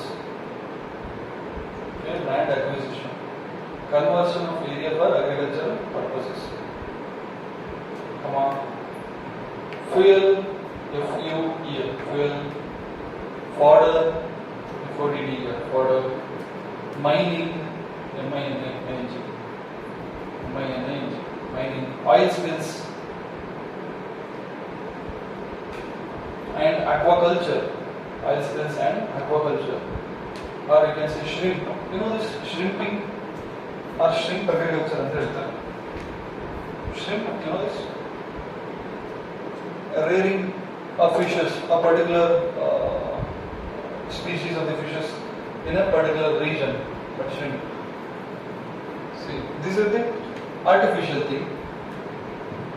When these are the traditions like shrimp culture or rearing artificial fishes for that natural ecosystem, that hurts that particular ecosystem. That's it. Shrimp. Okay. And it also destroyed because of the industrial discharges to the mangroves directly. without any filtration.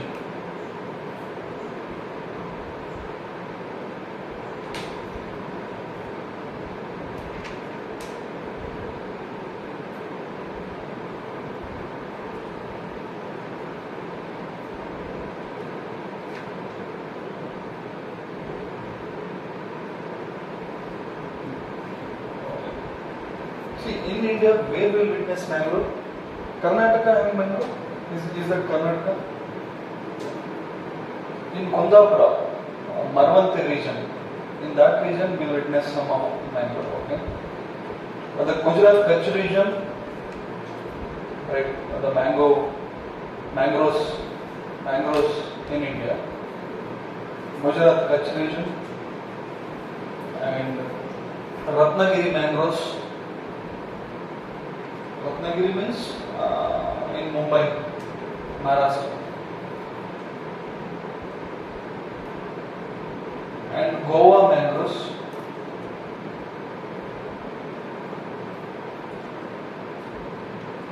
Karnataka Kundapura mangroves.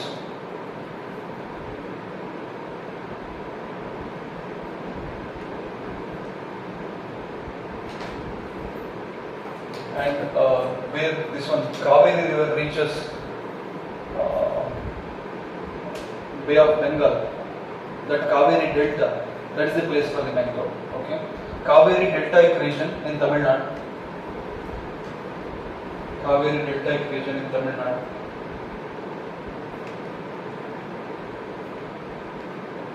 And Krishna Godavari deltas in northern Andhra Pradesh and Odisha region. Krishna Godavari deltas in Andhra Pradesh.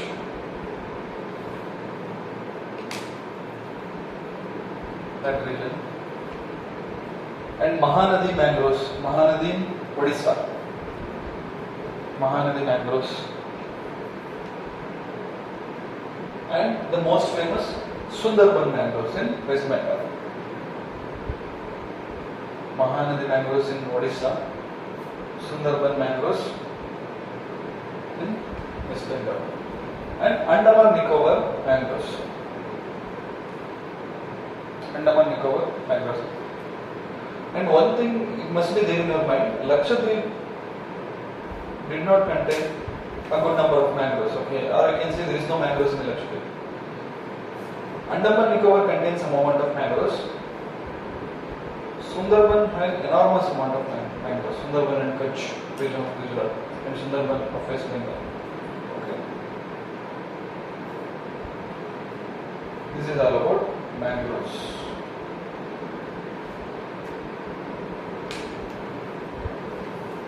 Okay. Next, take a wetland ecosystem. See, this is very important. There are conventions of international called the Ramsar Convention for the Protection of Wetlands. Wetlands are the very important phenomena in our ecosystem. What is wetland ecosystem? Wet lands. The land which is wet. Right? Or how will you define wetlands? No, not actually. Wetlands. What is wetlands?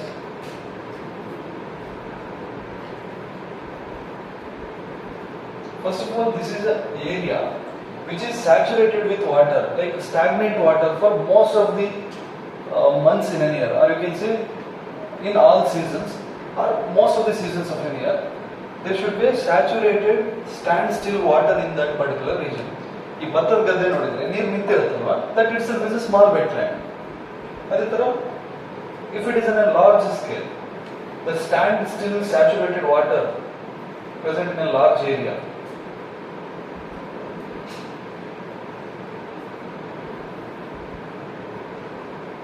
either permanently or seasonally.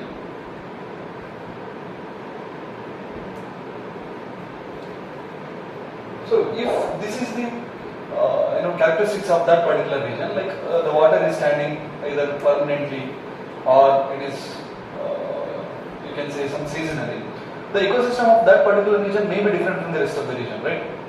rest of the region 1 itself is aquatic, otherwise it is land still or terrestrial. This is in between, it is not even aquatic, because sometimes it may be dry also, or sometimes there is no water.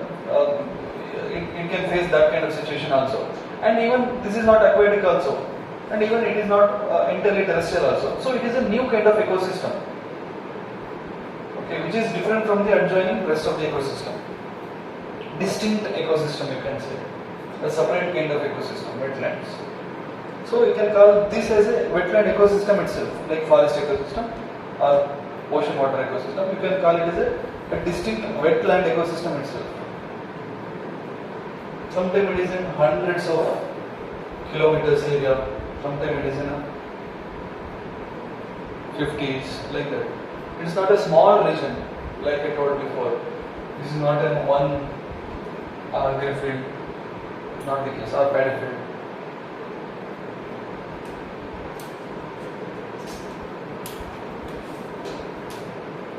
And there is a convention called Ramsar Convention.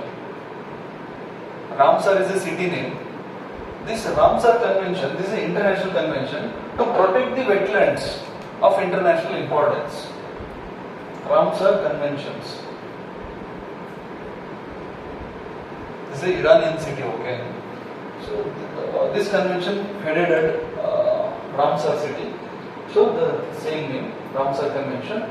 This is the convention for protecting wetlands of the international level. See, in international podium they are discussing about the wetlands, means wetland is very important for the ecosystem to survival. Okay. Ramsar Convention. Take note.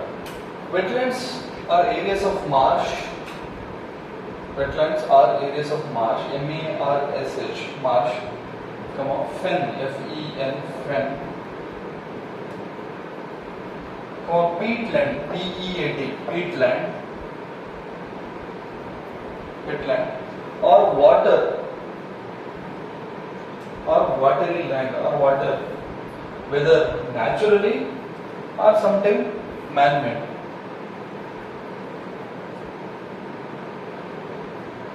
Or artificial, whether naturally or artificial. Sometimes permanent or seasonal, temporary, you can say. Sometimes permanent or temporary.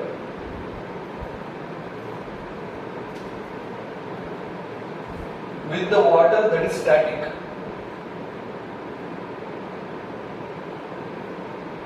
With the water that is static, and sometimes slight flowing,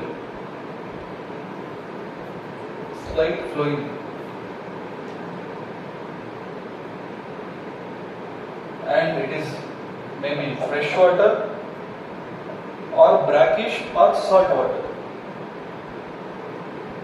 maybe fresh, brackish or salt water, including the areas of marine water.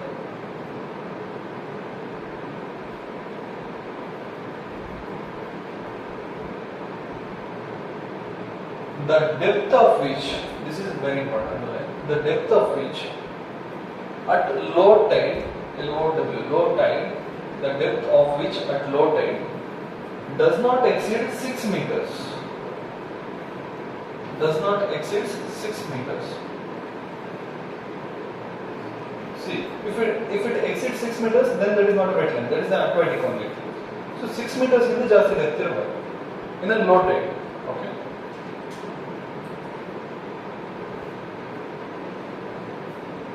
Does not exceed 6 meters. Actually, this is the proper official definition of the wetlands.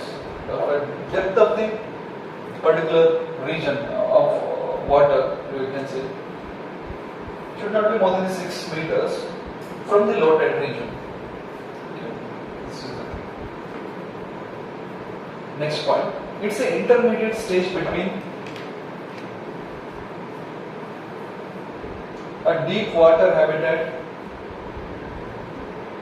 and a terrestrial habitat.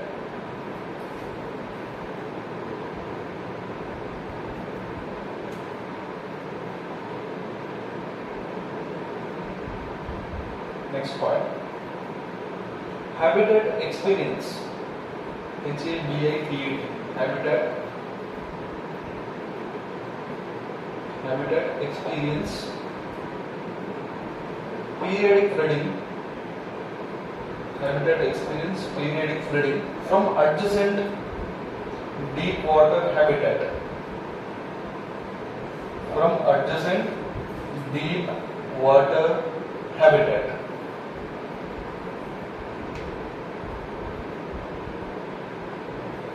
And plants and animals are adapted to shallow flooding.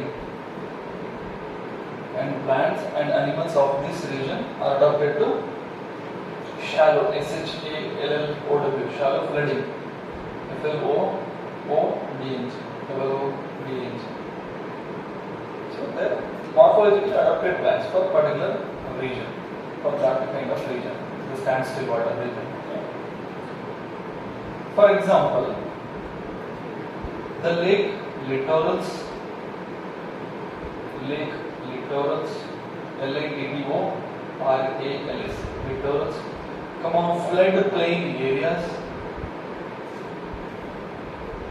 floodplain areas, marshy lands, MARSHY, marshy lands, swampy areas, SWAMPY areas, swampy areas, fens, FENS, and sometimes mangrove areas also, mangroves.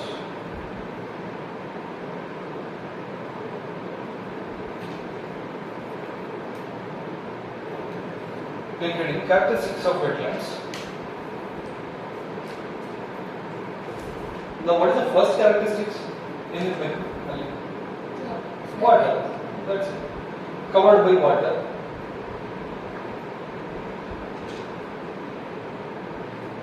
Or has water-logged soil for at least 7 days during the growing season. Or has water-logged, LOGGAT, water-logged soil for at least 7 days during growing season. Underline that, water-logged soil for at least 7 days. And what is the aquatic? We can say what is the flora of that particular region? How should be the flora? Should be hydrophytes, right? Adapted to water also. The adapted plant life, hydrophytes. The flora of that region should be hydrophytes, adapted plant, morphologically maybe. And what about the soil? Is it highly oxygenated soil? No, actually, because water present, right? So less oxygen amount in the soil. Otherwise, there is a oxygen circulation in between the soil particles, right? Hydric soil, not enough oxygen for some plants. Hydric, that kind of soil is called hydric, HYDRIC. Hydric means water contained soil. Hydric, HYDRIC, hydric soil means not enough oxygen for some plants. Oxygen deficiency in particular, hydric soil. Okay. Take wetland classification as a heading.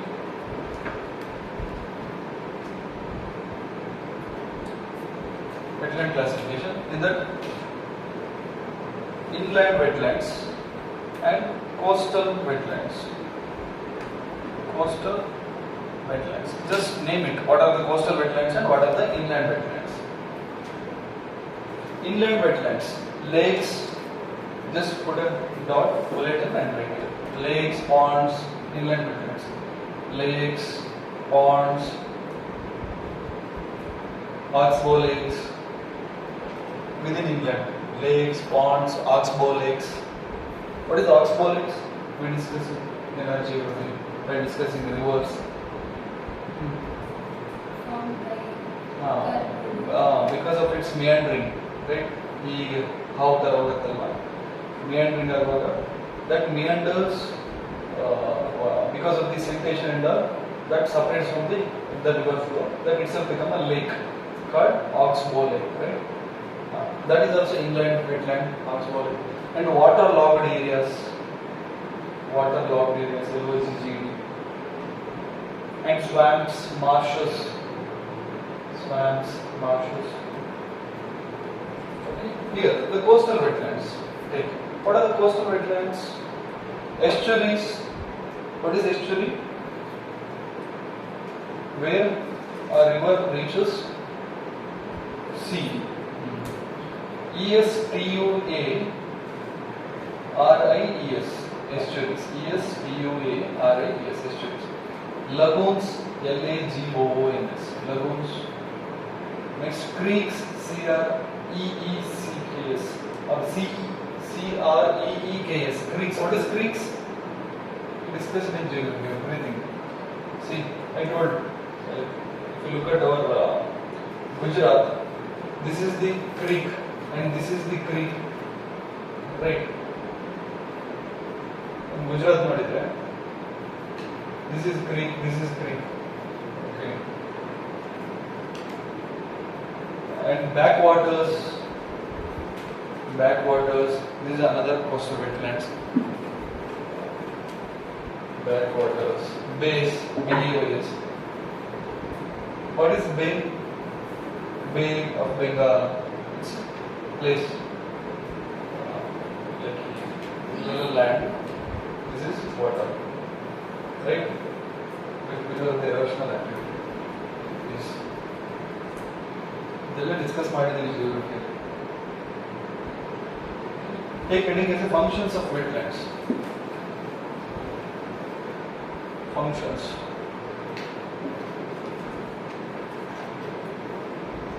It is a habitat for variety of fauna and flora.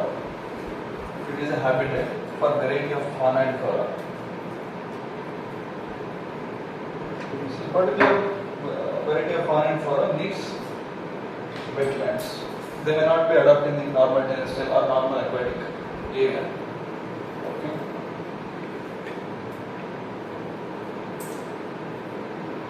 And it filters the sediments and nutrients from the surface water.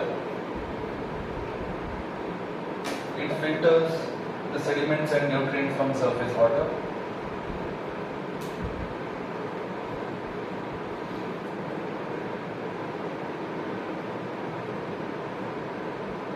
Nutrient recycling.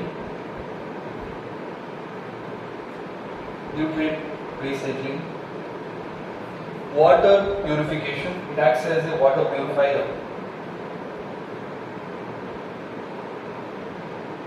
Flood mitigation.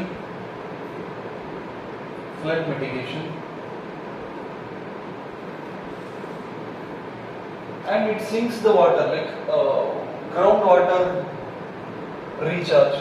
It recharges the groundwater because water percolates down in this region. Groundwater recharge. Controlling runoff of river, what you can say, the rainwater. Controlling runoffs of rainwater.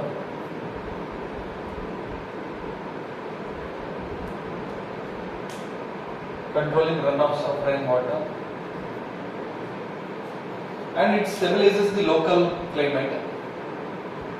How it stabilizes the local climate?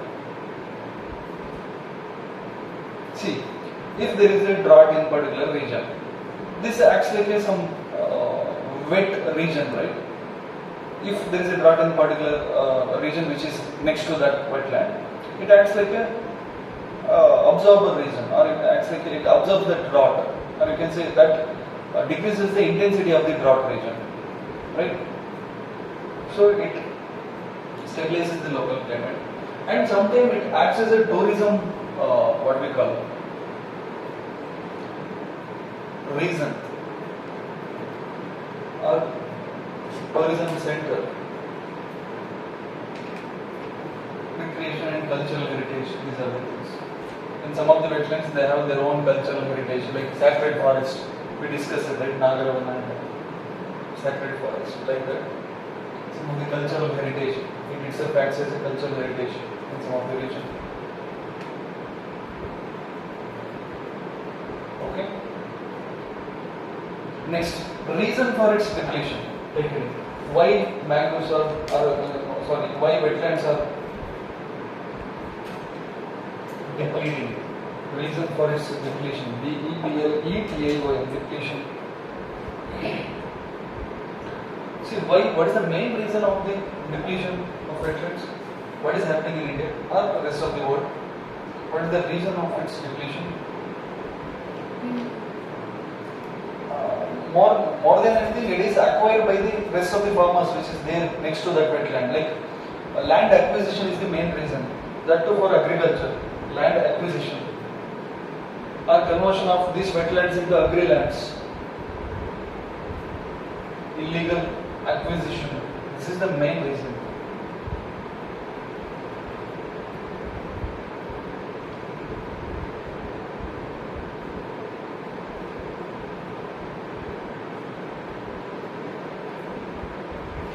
And overgrazing. What is overgrazing?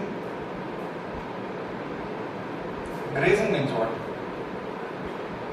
The grass and everything taken for a cattle, for a fodder, right?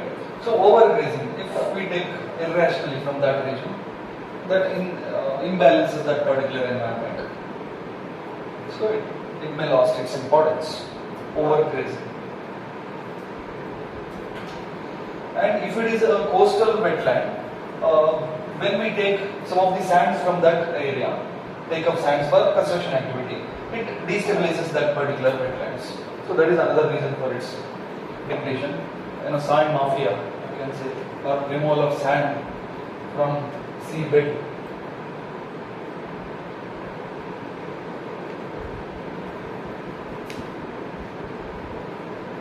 And aquaculture, again, we discussed it. Aquaculture. What is aquaculture? Commercial growing of particular fish in that region, which may not be suitable for that kind of environment. That hurts that stability or moderate level of that environment.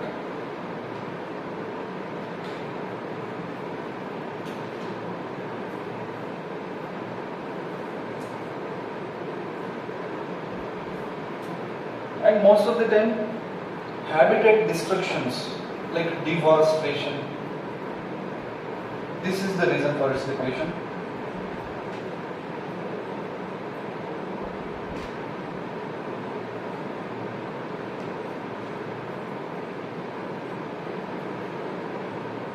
And generally you can say the pollution, the industrial waste discharge, sewage discharge to that particular region, domestic waste discharge,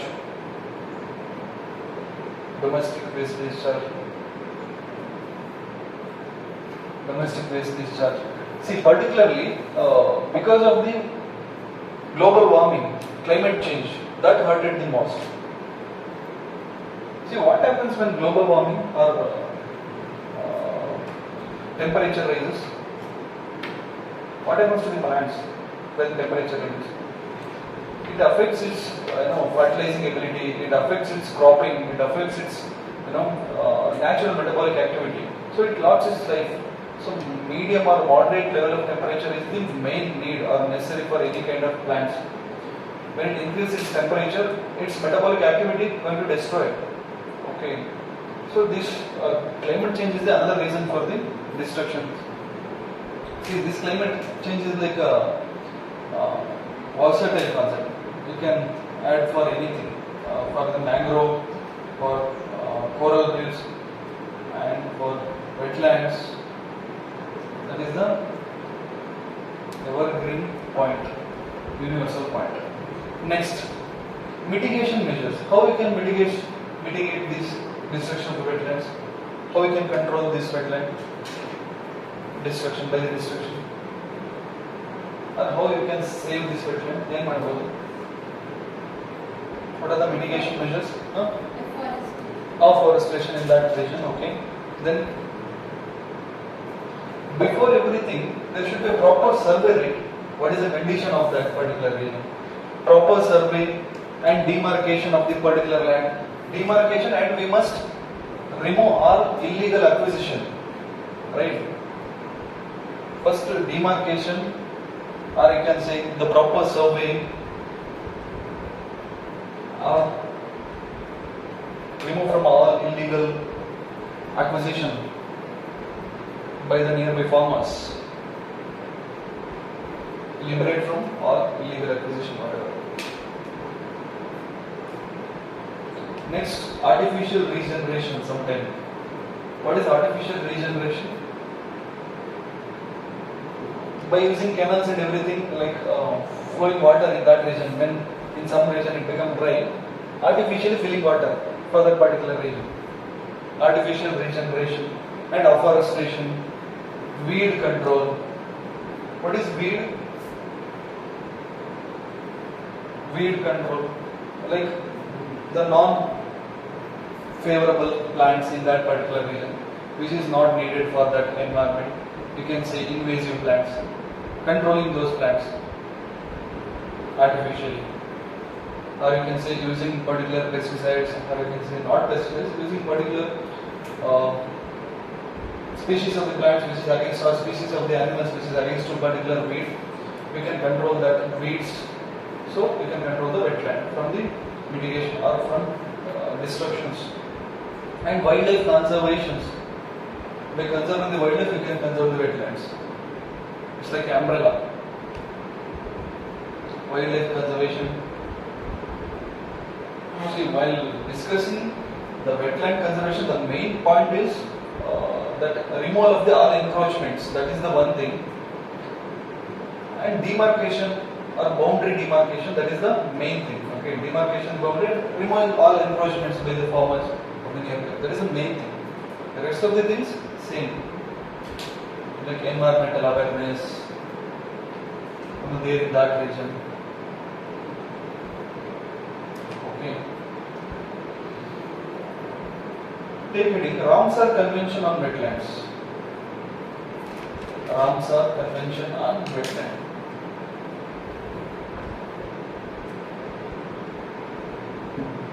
The Ramsar Convention.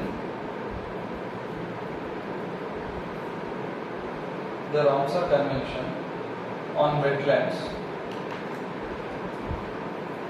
Ramsar Convention on Wetlands of international importance. Of international importance, especially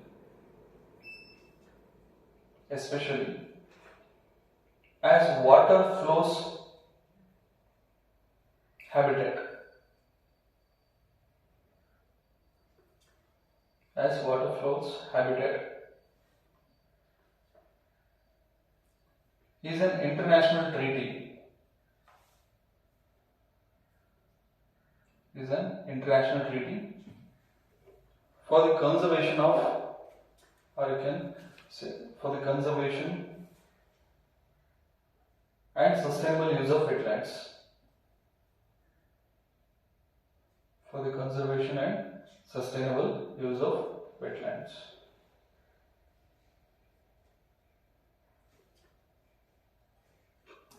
Next point, right? It is named after the city of Ramsar in Iran. It is named after the city of Ramsar in Iran, where the convention is signed on 1971.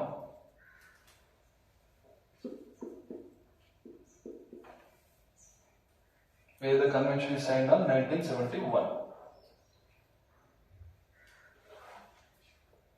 The Ramsar, next one, the Ramsar philosophy is, or the theme of this group is,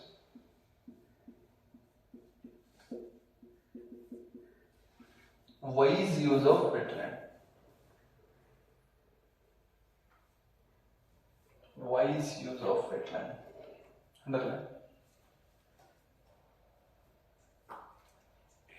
Next point.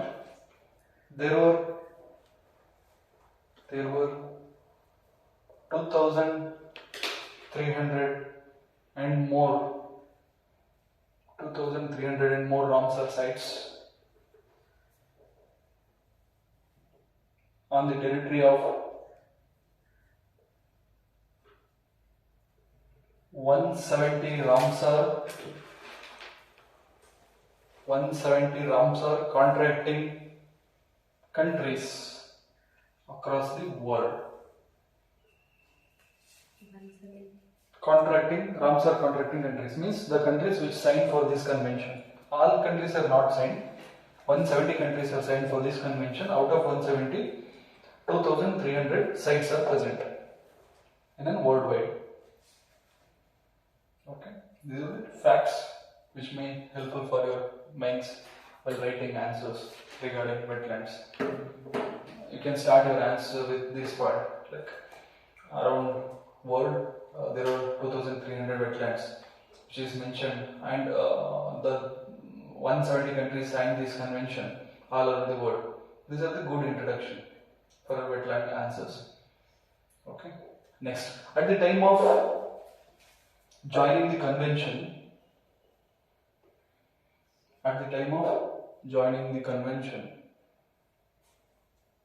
each contracting party means each contracting party undertakes to designate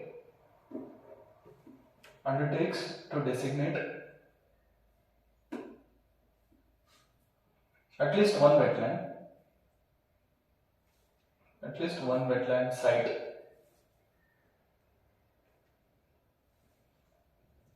for inclusion in the list of wetlands.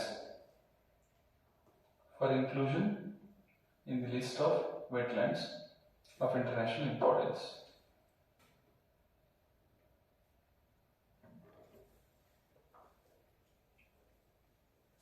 India is a party to this convention. Okay, this may be your previous questions. Like, India signed the international convention. Is India signed or not? Yes, India is a party for Ramsar Sites Convention.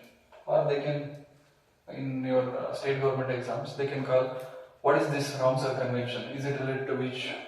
The option will be coral, mangrove, wetland. It's wetland. Okay. What is Ramsar? Ramsar is a site, or you can say city in Iran. The city name. Okay. These are all aquatic ecosystem. Our heading, do you remember? Yesterday, right? In our last class, I gave an aquatic ecosystem. In that, these are the things we discussed. So, aquatic ecosystem finish. Right? Now take terrestrial ecosystem. Lunch break. Is this the right time to give lunch break? 1 o'clock. Yes. Take heading terrestrial ecosystem and go for lunch. Let us meet at 2. Fine. Terrestrial ecosystem.